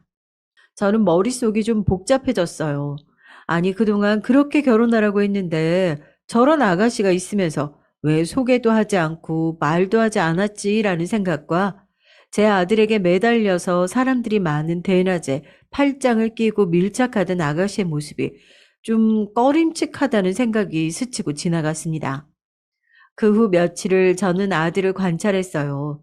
생각해보니 최근에 부쩍 야근을 한다며 늦게 들어오곤 했던 점과 가끔 술 냄새도 나서 물어보면 야근하다 친한 직원들과 술 한잔 했다고 하던 일. 그리고 와이셔츠에 립스틱 같은 여자 화장품이 묻어있던 일 등이 떠오르더라고요. 저는 아들이 만나는 아가씨가 있는 것은 좋은 일이지만 어쩐지 그때 본 그 아가씨는 아니면 좋겠다는 생각이 들었어요. 그러나 저의 이러한 불길한 예감은 틀리지 않더군요. 그렇게 한 달쯤 지났을까 아들이 이번 주말에 식사를 같이 하자고 토요일 점심에 식당에서 소개할 사람이 있다고 하더군요. 저는 혹시나 싶었지만 사정을 모르는 남편은 기대되는 표정으로 누구를 데려오려고 하나 궁금해했습니다. 우리는 그렇게 아들이 소개한다는 여자친구를 갈빗집에서 기다리고 있었어요. 끼익 하고 가게 문이 열리고 젊은 여자 한 명이 들어오더군요.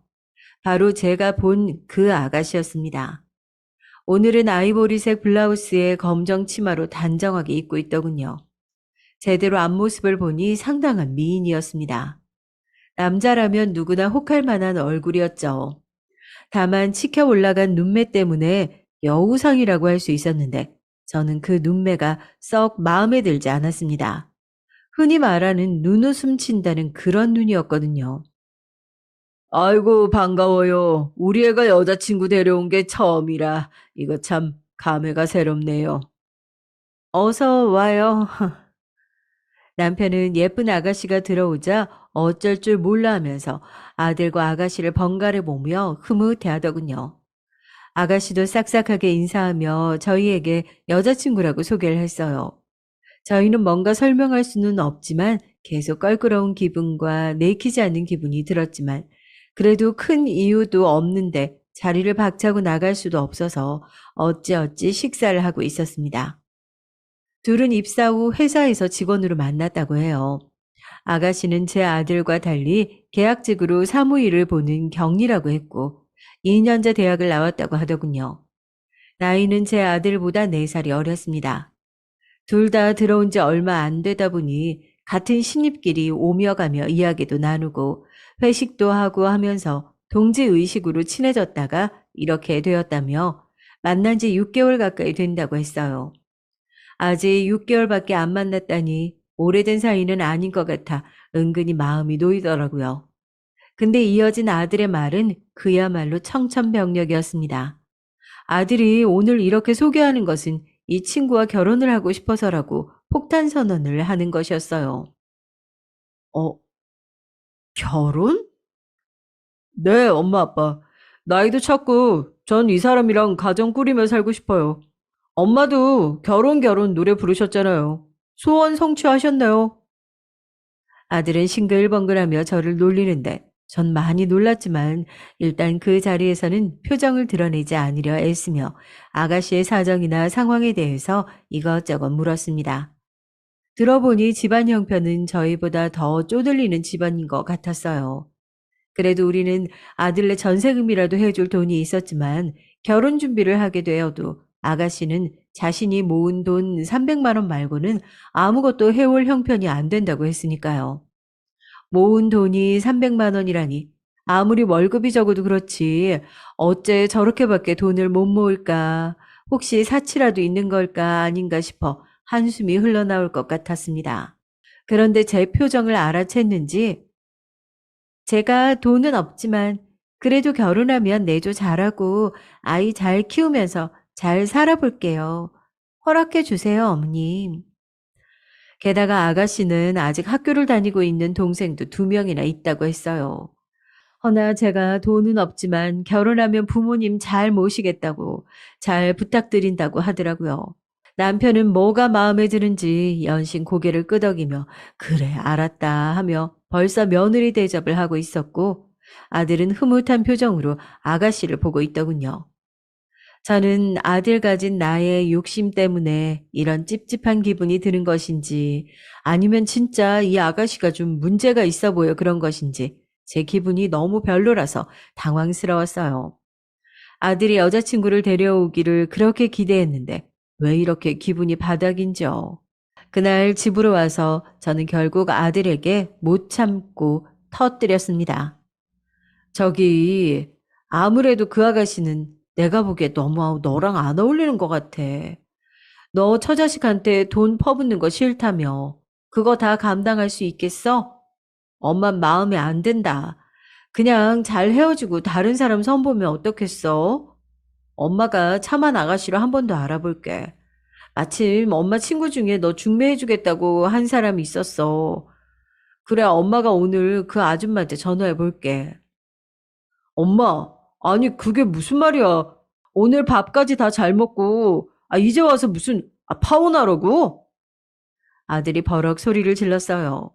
그렇게 크게 저에게 소리 지르는 건 처음이었던지라 남편도 당황했죠. 네, 결론은 그날 아들과 크게 싸우고 말았습니다. 아들은 결혼하기로 약속을 다 했는데 무슨 소리냐고.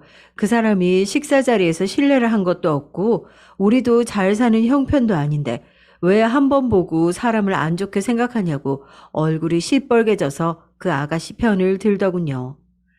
저는 그렇게 여자를 싸고 도는 아들의 모습을 보니 키워준 애미도 없구나 싶어서 기가 막혔습니다. 이래서 아들은 잘 키워봤자 나중에 뺏긴다고 하는 건가 그런 생각도 들었죠. 한번 꽂히자 아들은 불도저처럼 결혼을 밀고 나가더군요. 제가 서러워서 이 얘기를 큰딸에게 하자 큰딸도 찾아와 아들을 말렸어요. 그럼 결혼 미루는 게 어때? 조금만 엄마도 어쨌든 며느리 드리는 거니까 생각해 볼 시간이 필요할 거 아니야. 아무리 너네 둘이 좋아하는 게 결혼이라고 해도 널 키워준 엄마 입장도 있는 건데, 응? 누나는 왜 내 결혼에 감나라 배나라야? 그만 좀 해, 둘 다. 정말 두 사람 때문에 내가 요즘 받지 않아도 될 스트레스를 얼마나 받는지 모르겠어? 엄마도 누나도 그 사람에 대해서 뭘 안다고. 평생 착하기만 한 아들인 줄 알았는데 이렇게 결혼을 두고 저와 대치하게 될 날이 올 줄은 꿈에도 몰랐습니다. 하지만 아들은 엄마인 나와 누나인 큰딸이 걱정스러운 이야기를 해도 들은 척도 하지 않고 너무 사서 앞날 걱정할 필요 없다고 두고 보라고 누구보다 착하고 야무진 여자니까 나와 오래오래 행복하게 잘 살 거라고 장담을 하더군요. 나중에 나한테 미안하다고 하지나 말어. 저는 그렇게 한두 달 아들을 따라다니며 말렸지만 결혼은 그대로 진행되어 갔어요. 그렇게 저희 아들은 결혼식을 올렸고 그 눈웃음 치던 아가씨는 제 며느리가 됐죠. 아들이 둘도 아니고 하나인데 한 명밖에 며느리가 없는데 제 마음에 이렇게 들지 않는 아이라니 한동안은 며느리와 대면대면하게 지냈습니다. 집단에는 친해져 보려고 어머니 어머니 하며 다가와서 살갑게 굴어도 썩 같이 대화도 나누고 싶지가 않았어요. 올 때마다 꼭 몸에 달라붙는 옷만 입고 진한 화장을 하고 오는 꼬락서니도 마음에 안 들었고요. 어쩐지 성숙해 보이지도 않고 날티나는 느낌이었거든요. 거기다 제가 그러든 말든 둘은 사이가 좋았습니다. 항상 같이 놀러 다니고 맛있는 거 먹고 데이트 사진을 저에게 자랑하기도 하고 갑자기 장을 받들고 저희 집에 들이닥쳐서 요리를 해준다면서 둘이서 요란을 떨기도 했어요. 저도 나중에는 그래 내가 데리고 평생 살 것도 아닌데 우리 아들이 좋다는데 어쩌겠나 그냥 내가 받아줘야지 그런 생각이 들더군요. 그래서 그렇게 저는 며느리와 그럭저럭 정을 붙이려고 노력했습니다. 먼저 말도 걸어주고 안부도 묻고 가끔 반찬도 가져다 주기도 했죠. 그러면 며느리는 항상 감사하다고 어머니 같은 시어머니가 계시다니 다들 놀랄 거라며 저에게 듣기 좋은 말도 하더라고요. 그거 아세요? 제가 어머님한테 생일 선물로 꽃 받았다고 하니까 제 친구들이 엄청 부러워하더라고요. 세상에 며느리한테 꽃 선물해주는 시어머니가 어딨냐고 말이에요. 그랬니? 별것도 아닌데 뭘. 나중엔 더 좋은 거 해주세요. 제 SNS에 자랑할게요. 며느리의 생일날 며느리가 좋아하는 장미꽃 다발로 해서 선물을 해주었는데 그게 그렇게 좋았는지 저한테 저런 말을 해주더라고요. 뒤에 조금 진심 어린 눈빛으로 더 좋은 거 해달란 말이 가시처럼 걸리긴 했다만 별뜻 아니겠지 싶어 넘겼어요. 아무쪼록 그렇게 아들 내외는 1년여의 시간을 신혼생활을 하다가 아이가 들어섰어요. 이미 딸이 아기를 낳아서 키우고 있던 중이었는데 그래도 친손주여서 저는 조금 더 기뻤습니다. 임신 기간에 입덧이 심하다고 해서 좋아하는 음식을 아들에게 물어서 가져다 주기도 하고, 배가 뭉친다기에 마사지하는 법을 알려주기도 했어요. 제가 정말 정성을 쏟긴 했던지 옆에서 남편도 당신 며느리 싫다고 반대했을 땐 언제고 이렇게 잘해줘 하며 놀리더라고요. 아들도 무척 고마워했고요. 근데 며느리의 행동은 조금 마음에 걸리는 부분이 있었습니다. 제가 음식을 갖다 주기 시작하자 언제부턴가는 당연하게 욕을 하더라고요. 어머니, 저번에 제가 맛있게 먹었던 그 나물 무침 있잖아요. 그거 이름이 생각이 안 나는데 아무튼 그것 좀 해다가 갖다 주실 수 있어요? 오늘 말이야? 오늘은 내가 좀 바쁜데 친구가 집에 온다고 해서. 아, 그래요? 어쩔 수 없죠. 그럼 내일은 꼭 해다 주세요. 참, 뭐라고 해야 될지 저를 너무 편하게 생각하는 것 같더라고요. 그래도 며느리는 저에게 떡두꺼비 같은 손주를 안겨주었습니다. 손주는 갓난아기지만 이목구비가 뚜렷하고 기골이 장대한 것이 제 아들 골격을 닮았더군요. 저는 그동안 며느리가 마음에 들지 않았던 마음이 손주를 보면서 내려가는 것을 느꼈습니다. 그렇게 듬직한 아들을 낳아줬고 이 집안 대사를 이어줬으니 이제 더 이상 밉게 생각하지 말자라고 혼자 다짐을 했죠. 그 후로 몇 년 동안은 아들네는 정신없이 살았습니다. 애 키우느라 회사 일하랴 아들은 항상 피곤해 보였죠. 요즘은 아빠들도 육아에 참여해야 한다면서 오랜만에 다 같이 수목원에 주말 나들이를 갈 때도 땡볕에 내내 아들이 아기띠를 하고 아기를 안고 있더라고요. 땀을 비 오듯이 흘리는데도 며느리는 그늘에 앉아가지고 본인 팔에 선크림을 바르고 있고 제 아들만 땀을 홍수같이 흘리면서 아기를 계속 안고 다녔습니다. 보다 못한 제가 아기를 들고 1시간을 아기띠를 하고 다녔더니 머리도 어지럽고 일사병이 오는 것 같더군요. 그리고 며느리는 제가 안색이 안 좋자 그제야 아기를 받아들더라고요. 요즘 젊은 여자들이 아기 돌보는 것을 반반하자고 주장한다더니 제 며느리가 딱 그 짝이었습니다.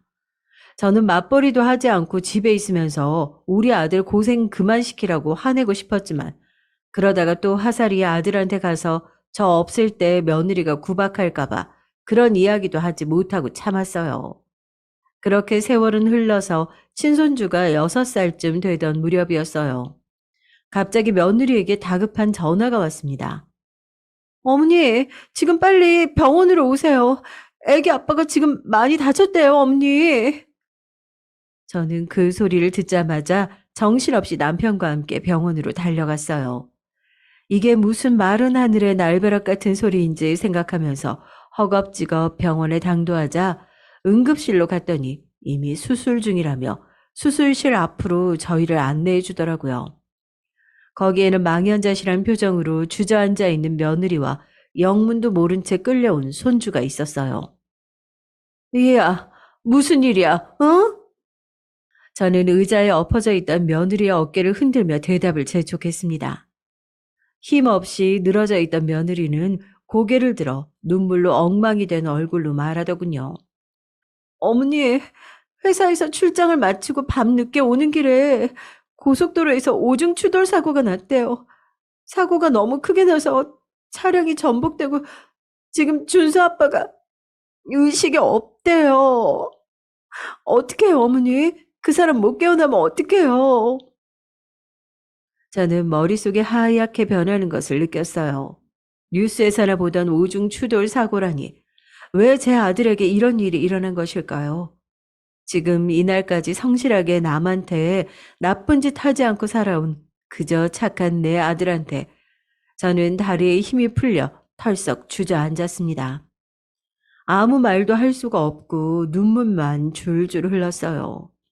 이상하게 아들이 태어났던 순간 첫 옹알이하며 내 품에 안기던 그 따뜻한 느낌과 또 아들이 유치원에 가던 날, 중등 고등학교를 거쳐 군대에 간다고 늠름하게 말하던 날 등 아들과 함께한 시간들이 파노라마처럼 쫙 펼쳐지면서 눈물이 계속 샘솟았습니다. 마치 이제 아들과 이별할 준비를 하라고 누군가 알려주는 것처럼요.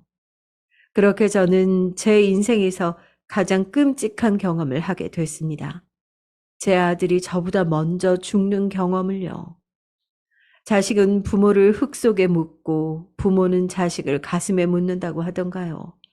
저와 남편은 끔찍한 고통과 깊은 슬픔으로 몸부림쳤어요. 아들이 수술 중 사망했다고 말하는 의사 선생님의 목소리도 잘 들리지도 않고 그 순간에 제가 무엇을 했는지 어떤 정신으로 어떻게 서 있는지 지금 와서 생각해 보면 아무것도 제대로 떠오르지 않더라고요. 마치 남의 일을 보는 것처럼 계속 실신했다가 깨어나고 또 실신했다가 깨어나는 것을 반복했습니다. 깨어나면 링게를 맞고 있었고 또 잠이 들면 아들의 꿈을 꾸었어요. 그렇게 저는 산송장처럼 아들의 장례까지 다 치르고 나서야 겨우 지금이 몇 시구나, 오늘이 며칠이구나 정도를 분간할 수 있는 정신이었습니다. 나중에 들은 이야기지만 제가 거의 미친 사람처럼 아무것도 분간을 못하고 헛소리를 계속하고 쓰러져서 장례고 뭐고 남편과 딸이 도맡아 했다고 하더군요. 그렇게 저는 자식을 앞서 보낸 부모가 되어 산 것도 아니고 죽은 것도 아닌 상태로 지냈습니다. 조금이라도 좋은 것을 보거나 좋은 것을 먹으면 아들 생각이 나서 견딜 수가 없었어요. 우리 아들이 좋아하던 물건이나 음식을 보면 아무것도 할 수가 없었고 숨이 막히는 것 같았습니다. 지독한 슬픔이었죠. 자식을 앞세우고 살아간다는 것은 하루하루가 지옥의 고통을 겪는 것이었어요. 당연히 내가 늙어 죽는 게 술리고 그때 아들이 내 손을 잡아줄 줄 알았건만 무엇이 급하다고 이렇게 급하게 가버렸는지 아들 녀석이 너무나 불쌍하고 또 원망스럽기도 했습니다. 며느리와 손주는 아들이 그렇게 된 후로 여기서 못 살겠다고 인근 도시로 이사를 갔어요. 너무 힘들어요. 제 아들 데리고 여기서 못 살 것 같아요. 죄송합니다, 어머님, 아버님. 그래, 그러겠지. 일단 우리가 얼마라도 쥐어줄 테니까 쓰고 필요하면 얼마든지 또 말해라. 생계를 어떻게 꾸릴지 걱정이라기에 당장이라도 융통해서 쓰라고 저희가 모아둔 비상금 몇 천도 털어주었습니다. 일자리 구하고 형편 나아지면 천천히 갚으라는 말과 함께요. 아들을 닮은 손주가 눈에 밟혀 손주를 우리에게 맡기고 일하는 건 어떠냐고 하자 며느리는 아니라고 자신이 데리고 키우며 일을 구해보겠다고 했어요. 그때만큼은 남편이 죽는 큰일이 있었음에도 자기 자식 건사하며 살려고 하는 그 모습이 야무져 보이고 고마웠습니다. 우리 아들이 골랐던 여자가 괜찮은 애였구나 하는 생각도 들었어요. 그런데 아들이 죽은 지 1년쯤 되던 날 우리 부부는 너무나도 큰 인생의 위기를 맞이하고 말았습니다. 갑자기 전세를 살고 있던 집을 비워달란 얘기를 들었어요. 무슨 소리냐고 하니까 집주인이 파산을 해서 집이 경매로 넘어가게 됐다고요. 전세금 찾을 수 있게 전세권 설정을 해놓으신 거냐고 부동산에서 묻더군요. 저는 놀라서 허둥지둥 전세금 설정이라는 절차를 우리가 전세 얻을 때 했는지 알아봤는데 아는 것이 없던 저희가 그만 제대로 전세금 설정을 하지 않았더라고요. 그래서 다급하게 부동산을 붙잡고 이거 어떻게 해야 되는 거냐고 하니까 이렇게 되면 돈을 받는 게 후순위로 밀리기 때문에 전세금을 찾을 수 있을지 없을지 알 수도 없다고 죄송하다고 하는 것이었어요. 저희 부부는 너무 당황을 해서 사방으로 물어보고 알아봤지만 전세금을 찾을 길이 없다는 것이었습니다. 하루아침에 전세금을 다 날리고 오갈 데가 없는 거지꼴이 된 것이었죠. 너무도 황망해서 어떻게 할까 하다가 일단은 멀리 사는 딸에게 가는 것보다는 가까운 곳에 있는 며느리에게 가야겠다 싶어서 며느리에게 할 말이 있으니 집 쪽으로 가겠다고 얘기하고 대충 필요한 생필품만 여행 가방에 챙긴 후에 남편과 며느리가 사는 집으로 택시를 타고 갔어요. 며느리가 사는 아파트에 도착하자 며느리는 마중을 나와 있더군요. 그런데 뭔가 피곤한 기색이었어요. 아가, 잘 있었어? 이거 짐 좀 집으로 옮기거라. 우리가 살던 집이 경매로 넘어가는 바람에 한동안 거처 마련할 때까지만 너네 집에 좀 있어야겠다. 아유, 정말 염치가 없는 거 알지만 조금만 부탁하마. 저는 짐을 며느리에게 건네면서 사정 얘기를 했어요. 그런데 제 이야기를 듣는 며느리의 표정이 너무 안 좋은 것이었습니다.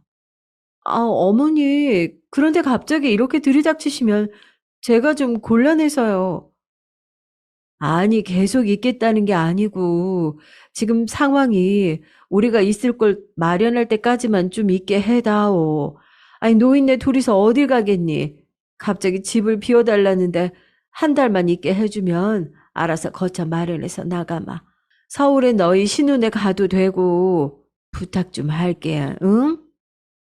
저는 재차 부탁조로 사정을 말하며 며느리에게 이야기를 했죠. 며느리는 계속 표정을 풀지 않고서 말하더군요. 어머니, 솔직히 말해서 이제 제가 어머니라고 부르는 게 맞는지 모르겠네요. 이렇게 갑자기 들이닥치시고 한 달만 있겠다고 하는 것도 언제까지 계실지 모르겠는데 제가 남편 잃고 시부모 봉양까지 하면서 지내야겠어요? 신랑 죽고 뭐 저 챙겨주신 거 없잖아요. 아쉬우실 만할 때만 이렇게 오셔서 마음대로 하시면 안 되죠. 순간 머리가 띵해지는 느낌이었습니다. 당장 사는데 보태라고 몇천도 기한 없이 해주었고 수시로 전화를 걸어서 잘 지내나 안부도 물어왔고 아들이 죽고 남은 며느리와 손주가 짠해서 반찬도 가져다 주고 했었는데 한 달만 있겠다는데 이렇게 저와 남편을 박대하다니요. 저는 마음속에서 큰 불이 올라오는 것을 느꼈어요. 그런 식으로 서로 따질 것 같으면 그때 우리가 해준 몇천 다시 내놓거라. 그 돈 있으면 우리도 여기 한 달 있을 필요도 없고 바로 방 얻을 수 있어.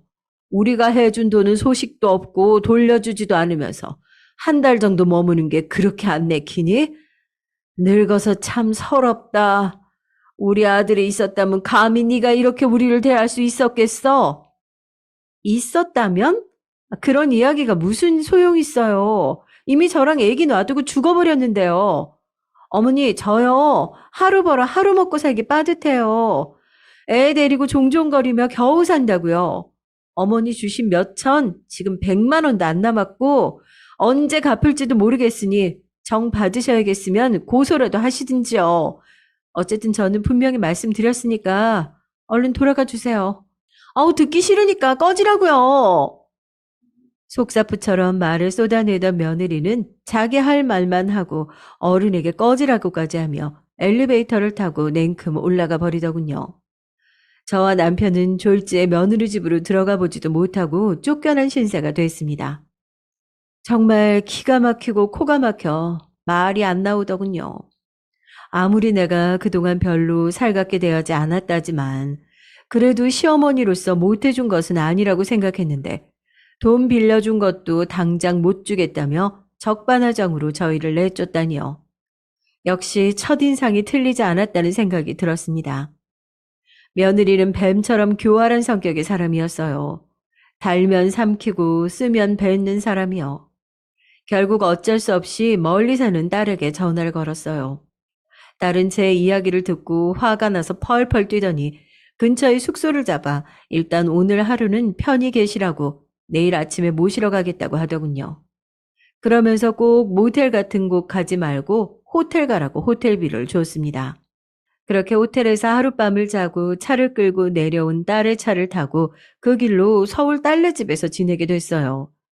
딸은 이제 며느리는 남이라고 생각하고 신경 쓰지 말라고 섭섭해할 것도 없다고 화를 내면서 걱정 말고 천천히 있을 집을 알아보면서 지내라고 했지만 저는 다 늙어서 딸과 사위가 사는 집에 얹혀 있는 것이 영 마음이 편하지 않았어요.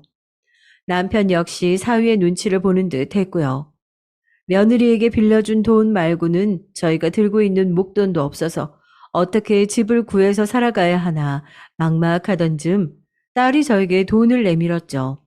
급한 대로 빌려줄 테니 당장 월세 보증금이라도 하라고 했습니다. 그리고 소일거리 삼아 친한 언니가 하는 부동산 사무실에 아르바이트를 해보라더군요. 어차피 이렇게 된 거 서울에서 아빠도 기운 되시는 한 택시 하시고 엄마도 뭐라도 하면서 돈을 벌어야 되지 않냐고요. 엄마, 나도 여건이 되면 돈 안겨드리고 싶은데 이거밖에 없어.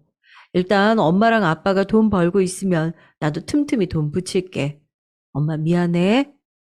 저는 다 늙어서 일을 배우는 것이 괜찮을까 하는 걱정이 앞섰지만 당장 집을 얻으면 생활비도 필요하기도 하고 딸이 구해준 일자리를 일단 도전해 보기로 했습니다. 부동산은 대표를 소장이라고 부르고 밑에 있는 직원을 실장이라고 하더군요. 저는 60이 다 되어가는 늦깎이 나이에 최 실장이 되어 사회생활을 시작하게 됐습니다. 자격증을 딴 지도 오래되었을 뿐더러 이론과 실무는 달라서 한동안은 정말 힘들었어요. 아주머니들이 많이 오가는 아파트를 주로 취급하는 사무실이었는데 월급은 작았지만 소장님은 제게 친절하게 대해주시더군요. 그냥 동네 아줌마들하고 집값이나 아파트 이야기로 수다 떤다고 생각하라고 편하게 생각하고 이야기하다 보면 소개로 일거리도 들어오곤 한다며 팁을 알려주시더군요. 사무실 일을 시작한 지 1년쯤 지나자 주변 상가 상인들하고도 얼굴이 있고 또 제가 항상 고구마며 계란이며 간식을 많이 싸들고 다니면서 나눠주고 인사도 하자 많이 친해지면서 정말 소개로 일이 하나둘씩 들어왔어요. 또 손님들이 듣기 좋으라고 하는 소린지 몰라도 저에게 실장님은 우리 엄마같이 푸근하다면서 좋다고 다른데 같이 돈 따지는 느낌도 안 들고 손님 입장을 먼저 배려해 주셔서 좋다는 칭찬도 많이 들었습니다. 실장으로 그렇게 점점 자리를 잡아가자 제 수입도 늘어났어요. 저는 1년을 꼬박 열심히 해서 모은 돈으로 전세자금 대출을 끼고 전세로 집을 돌리고 또 계속 열심히 일을 했습니다. 다행히 남편도 택시하면서 수입이 그럭저럭 나와서 남편 수입으로는 생활비를 하고 제가 번 돈은 부동산 일을 하면서 알게 된 여러 가지 수단으로 투자를 했어요. 분양권에 투자하기도 하고 또 경매하는 곳도 가보고 괜찮은 상가나 아파트가 있다고 하면 임장도 다니면서 지금은 돈이 없어도 돈이 생기면 할 수 있는 소액 투자 위주로 많이 발품을 팔았습니다. 남편은 나이 들어 이렇게 택시 일을 할 줄 몰랐지만 그래도 이렇게 목숨 유지하며 살 수 있는 게 얼마나 다행스럽냐는 말을 하곤 했죠. 그만큼 사는 게 퍽퍽하고 아등바등 힘들었으니 그런 말을 하며 위안을 했던 거죠. 그러던 어느 날 남편이 저에게 공인중개사 시험을 보는 게 어떻겠냐고 권유하더라고요. 당신 부동산 쪽으로 더 공부하고 싶다며 늦기 전에 지금이라도 하는 게 나아. 아유, 그건 그런데 엄두가 안 나요. 내가 이 나이에 할 수 있을까? 아유, 녹록지 않은데. 하고 싶으면 해. 아이, 늦어지면 정말 힘들어. 남편 말이 맞았어요. 어차피 시험을 볼 거라면 조금이라도 더 젊었을 때 보는 게 나았죠. 무섭지만 어차피 해야 할 일이라면 주저하지 말기로 결정했어요. 여태껏 살아오면서 깨달은 게 하나 있다면 시간이란 건 무한정 주어지는 게 아니라는 거였으니까요. 인생은 늘 예상치 못한 변수들로 가득한데 대비하지 않으면 그대로 무참히 주저앉을 테니까요. 제가 자격증을 따면 분명 돈을 버는 데 도움이 될 거고 그래야 노후 준비도 할 수 있을 거니 결심을 했답니다. 그래서 늦은 나이에 공인중개사 시험을 준비했어요. 역시 1차와 2차로 이루어진 시험은 결코 녹록하지 않았습니다. 60이 다 된 나이에 독서실에서 1차 민법 공부를 하고 있자니 어찌나 눈물도 나고 온몸이 쑤시던지요.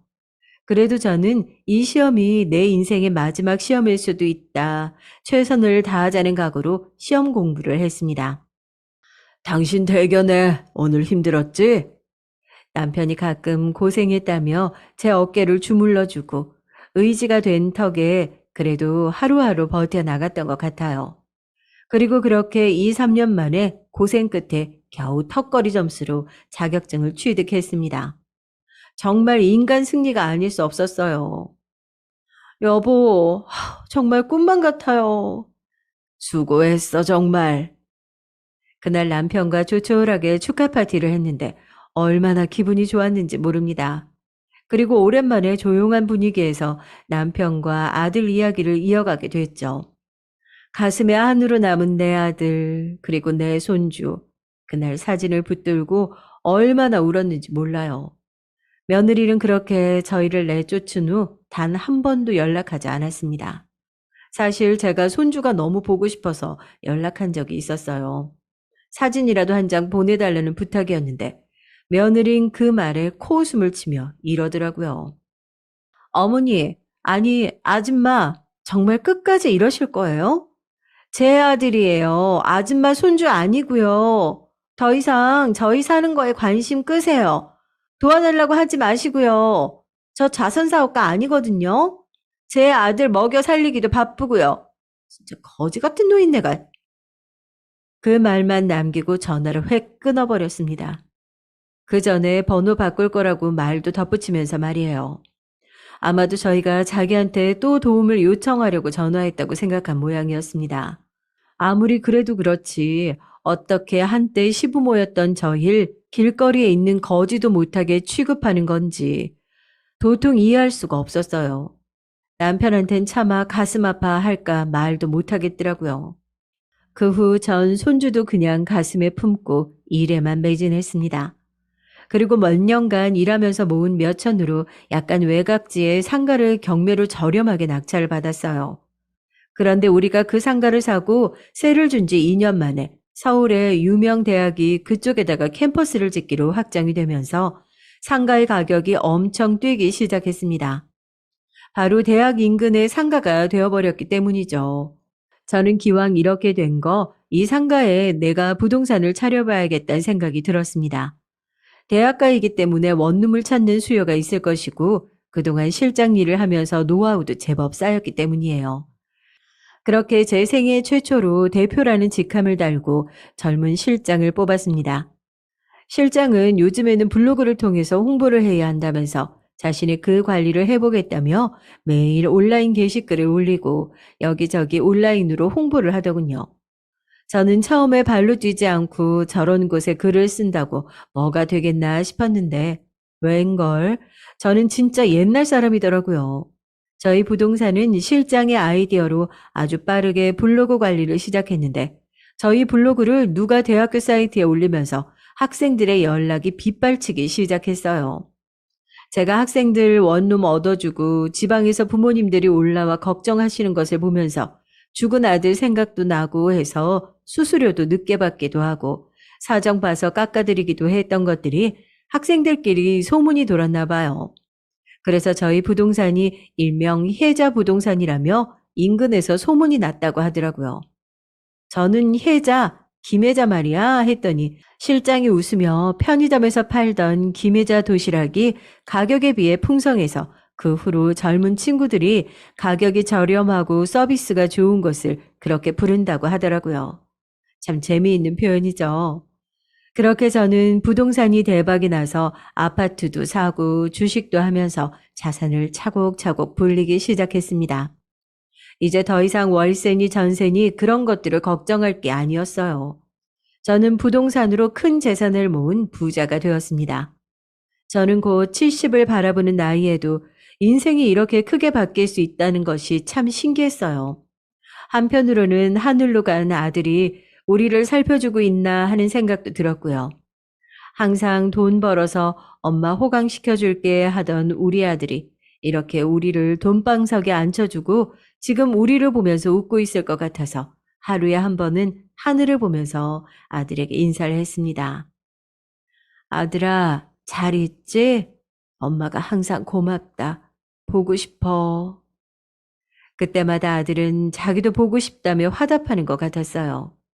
그렇게 아들을 그리워할 때마다 아들을 쏙 빼어 닮았던 손자도 너무 보고 싶었지만 우리를 거지 취급했던 며느리가 너무 야속하고 미워서 연락을 하고 싶지 않았습니다. 당연히 며느리도 손자 사진 한번 보내오지 않았고요.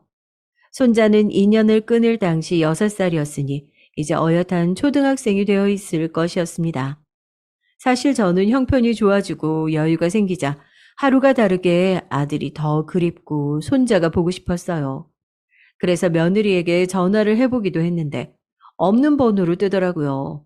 정말로 제가 도움을 구하기라도 할까 그게 무서워서 번호를 바꾼 모양이었습니다.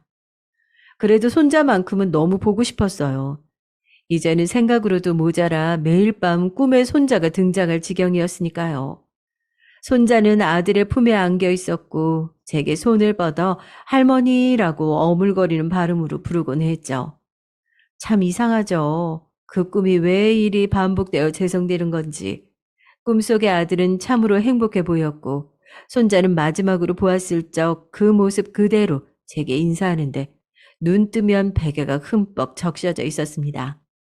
그래서 그 이후 단념을 하지 않고 며느리가 살던 아파트 근처를 차로 괜히 서성이기도 하고 근처 초등학교 주변을 어슬렁거려 보기도 했어요.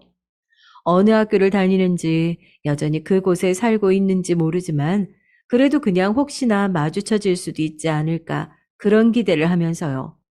그렇게 한 달에 몇 번을 며느리가 살던 동네 인근으로 내려가 서성이던 어느 날이었습니다. 아, 이거 나요, 아저씨. 아, 왜 이래요? 근처를 배회하다가 목이 말라 편의점을 찾아 들어가려던 참이었어요. 편의점 안쪽에서 아이가 소리 지르는 소리가 들렸습니다. 그 목소리는 어쩐지 낯익은 것이었죠. 저는 문을 밀고 들어가 무슨 일인지 살폈습니다. 이 녀석이, 너 전에도 내가 이번만 봐주겠다고 했지? 이번엔 안 되겠다. 너 진짜 경찰서 가야 돼. 보아하니 초등학생으로 보이는 덩치 큰 아이가 물건을 훔친 모양이었어요. 아이씨, 엄마가 다음에 돈 갖다 주신다니까요. 아, 저 훔친 거 아니라 빌린 거라고요. 잔말 말고 경찰서 가자. 어? 너 이름 뭐야? 잠깐만 열어봐. 보자. 뭐? 6학년 2반 김준수. 저는 순간 심장이 내려앉는 것 같았습니다. 김준수. 그건 바로 제 손자 이름이었어요. 제 아들을 쏙 닮은 6살에 헤어진 그 아이 이름이요. 우리 남편이 장명소를 3군데나 가서 큰 사람 되라고 받아온 이름이 준수였습니다. 저는 얼른 그 아이를 살펴봤어요. 소매가 꼬질한 티셔츠를 입고 낡은 운동화를 신고 큰 키에 제법 어깨가 벌어진 얼굴도 급히 살폈어요. 쌍꺼풀이 없는 눈에 남자치고 도톰한 입술 그리고 오른쪽 뺨에 작은 점. 우리 아들을 닮은 그 얼굴은 무려 7년 만에 보는 제 손자였습니다. 저는 너무 놀라서 제 손자에게 달려가 멱살을 잡고 있는 사장님의 손을 떼어냈어요. 아유, 사장님. 아직 초등학생인데 얘한테 이러시면 안 되죠. 아유, 이 학생 먹고 싶은 거 제가 고르라고 했어요. 제가 돈 다 낼 테니까 이 아이는 그만 보내주세요. 제가 갑자기 나서서 돈을 내겠다고 하며 아이 앞을 막아서자 사장님은 의아한 표정이었습니다. 아, 사모님, 이 애는요, 이 동네에서 좀도둑질로 유명한 애예요. 엄마는 어딜 가는지 애 혼자 배고파서 항상 여기저기 훔쳐먹고 다닌다고요. 그렇게 편들어 주셔도 내일 또 도둑질 할걸요? 혼쭐이 나야 된다고요. 저는 편의점 사장의 말을 듣자 정신이 아득해지는 것을 느꼈습니다. 며느리에 대한 분노가 치밀어 올랐어요. 혼자 아기 키우며 열심히 살겠다더니 이것이 이딴 식으로 애를 키워? 우리 집 귀한 자손을 이따위로 좀도둑질을 하게 만들어? 저는 분기탱천해서 사장님께 이야기했습니다. 지금 누구 보고 좀도둑이 어쩌니 저쩌니 하는 거예요? 이 아이 제 손자라고요. 정말 못하는 소리가 없으시네. 제가 그동안 훔쳐간 거 10배로 물어드릴 테니까 지금 막말하신 거 당장 사과하세요. 사과 안 하시면 고소 진행할 테니까 알아서 하시고요. 그리고 여기 이거 제 명함이니까 앞으로도 이 아이 물건 그냥 가져가면 제 앞으로 청구하세요. 저는 그렇게 어리둥절해하는 제 손자를 끌고 편의점을 나왔습니다. 손자는 제가 누군지 모르겠다는 표정으로 제 얼굴을 살피고 있었죠. 저는 그 아이의 얼굴을 만지며 눈물을 흘렸어요. 준수야, 준수야, 할미다, 할미야. 옆 동네 살던 할미 기억 안 나? 너 5살 때 할미랑 놀이동산 가서 솜사탕도 사 먹고 그랬잖니. 할미가 장난감 로봇도 사주고 같이 기차도 탔잖아. 할미 기억 안 나? 세상 떠난 네 아빠 엄마라고. 아유, 우리 강아지. 그래, 지금껏 어찌 지냈니? 할미는 매일매일 우리 강아지 보고 싶었단다. 너무너무 보고 싶었어. 아가야, 어디 얼굴 좀 보자. 아유, 많이 컸네, 이놈아. 저는 저를 보며 눈을 굴리는 손자를 그렇게 얼싸안고 기쁨의 눈물을 철철 흘렸습니다. 많이 자란 내 손자는 우리 아들의 얼굴을 더 많이 닮아 있었어요. 저는 준수를 데리고 차에 태워서 남편과 살고 있는 집에 데리고 갔습니다. 남편 역시 준수를 기다리며 초조하게 서성이다가 도착한 손주를 보고는 그 무뚝뚝한 양반이 눈물을 한 바가지 쏟아내더군요. 마치 죽은 우리 아들 녀석이 살아 돌아온 것처럼. 그렇게 한우를 구워 먹이고 그동안 어떻게 지냈냐 이야기를 하며 오랜만에 생기 있는 저녁 식사를 하고 있던 차였어요. 쾅쾅 문 두드리는 소리가 들리더군요. 우리 준수 여기 있어요? 날카로운 여자의 목소리가 울렸습니다. 바로 저희와 연을 끊었던 며느리 목소리였습니다. 준수를 데려오면서 엄마한테 할머니 집에 며칠 있다 가겠다고 전화를 했더니 주소를 달라고 해서 문자를 줬었는데 그새를 참지 못하고 달려온 모양이었어요. 저희가 손주를 어떻게 할 것도 아닌데 말이죠. 띠리릭 도어락을 풀어주자 며느리가 시뻘개진 얼굴로 들이닥쳤습니다. 아니 애를 말도 없이 어떻게 알고 데려가신 거예요? 아 정말 너무들 하시네요. 저 좀 살게 내버려 두라고 했잖아요. 아니 이게 저기 어머니. 화가 날 소리를 지르던 제 며느리는 문을 열고 보이는 60평 아파트의 넓고 깔끔한 모습 그리고 그 안을 가득 채운 고급 가구들에 크게 놀란 모습이었습니다. 갑자기 언성을 낮추더니 두리번 집안을 부산스럽게 살피더군요. 저는 새삼 정이 떨어지는 것을 느끼며 오랜만에 보는 며느리에게 침착하게 말했습니다. 어서 오너라. 오랜만이지? 잘 지냈느냐? 아, 네. 여기 혹시 어머니 일하시는 집안인가요? 일하는 집? 무슨 헛소리냐. 내 돈으로 산 내 집이지. 내가 무슨 늙음하게 가정부라도 하고 사는 줄 알았니? 아니, 근데 어떻게... 제 핀잔에 며느리는 그제야 정신이 드는지 제 옷차림이며 남편 옷차림새 등을 살피는 것이었어요. 그러더니 단박에 표정을 바꾸더라고요. 어머, 어머님, 아버님 그동안 인사도 못 드려서 죄송합니다. 제가 애를 키우며 혼자 일을 하다 보니까 사는 게 팍팍해서요. 잘 계셨죠? 건강은 어떠세요? 먼저 연락을 드렸어야 했는데 제가 폰 번호도 바뀌고 해가지고 죄송합니다. 너무 뵙고 싶었어요. 순간 토할 것 같이 속이 역겨웠지만 저는 애써 웃으며 말했습니다. 아가, 마음에 없는 소리 안 해도 된다. 마침 왔으니 잘 됐구나. 우리 준수를 그동안 아주 훌륭하게 잘 키웠구나. 우리 손주가 동네에서 아주 유명하던데. 네가 그동안 잘 키웠으니 이제 내가 좀 걷어볼까 하는데 네 생각은 어떠냐? 뭐라고요? 아니 어머님 왜 제 아들을... 어머님 그래도 어미한테서 자식 뺏으려고 하시면 안 되죠. 아니 자식을 뺏고 싶으시면 차라리 저희 살 수 있게 도와주세요. 그게 나아요.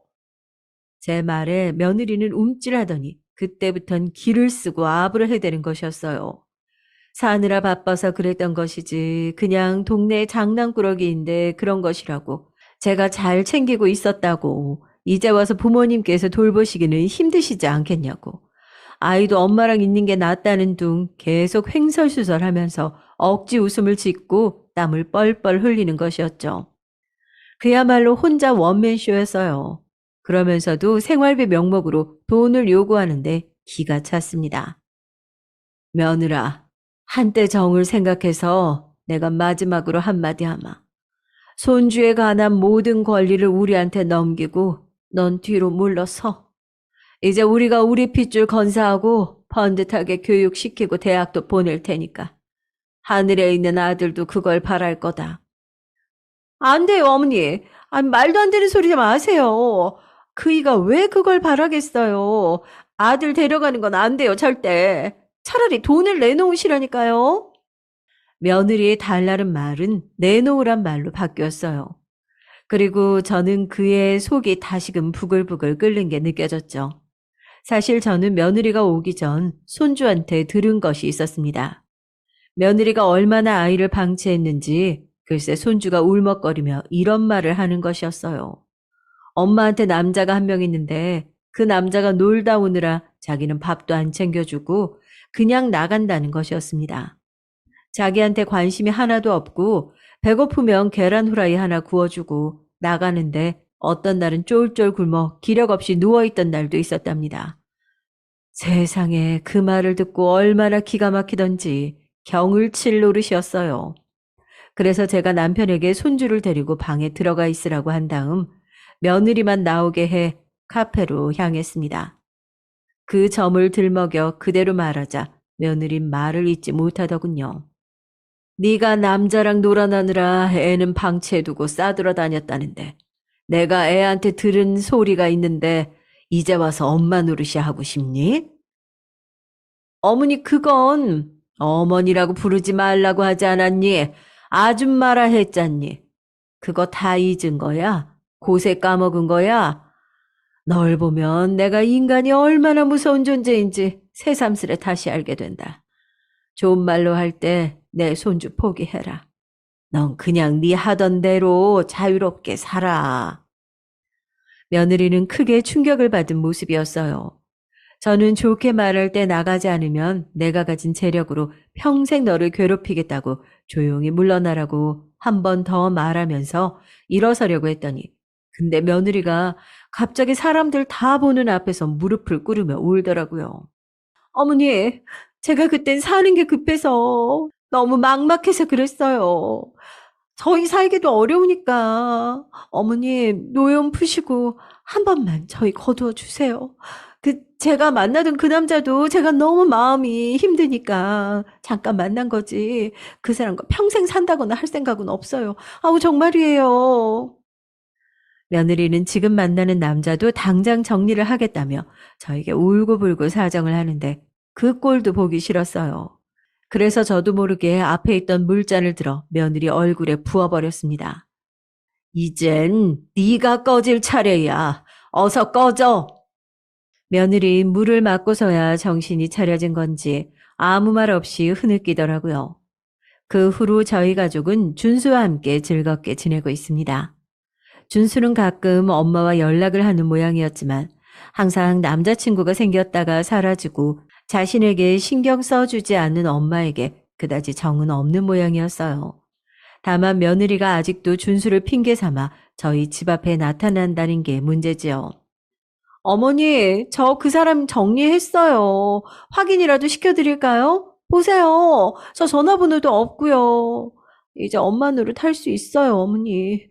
저한테 물까지 퍼부으셨으면 할 만큼 하셨잖아요. 네? 당장 안 나가니?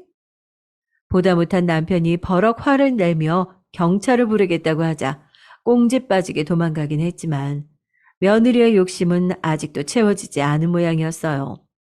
도대체 어디까지 가야 그 욕심의 끝이 보이는 건지 저희 집에 붙어 살며 자기 하고 싶은 대로 살 욕심이 눈앞에 뻔히 보이는데 그게 추한 건지 더러운 건지도 모르고 하는 꼴이 이젠 불쌍히 여겨질 정도입니다.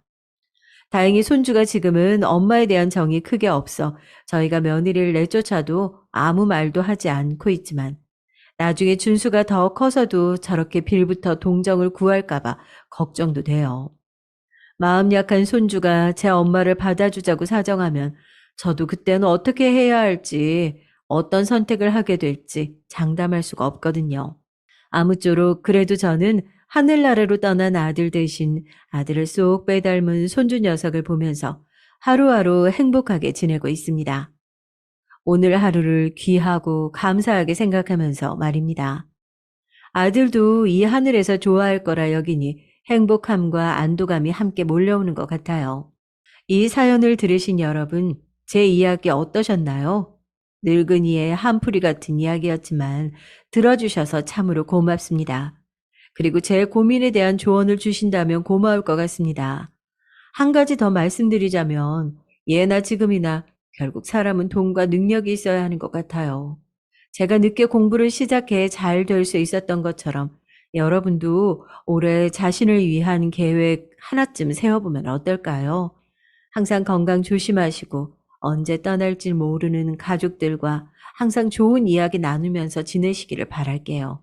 그럼 안녕히 계세요.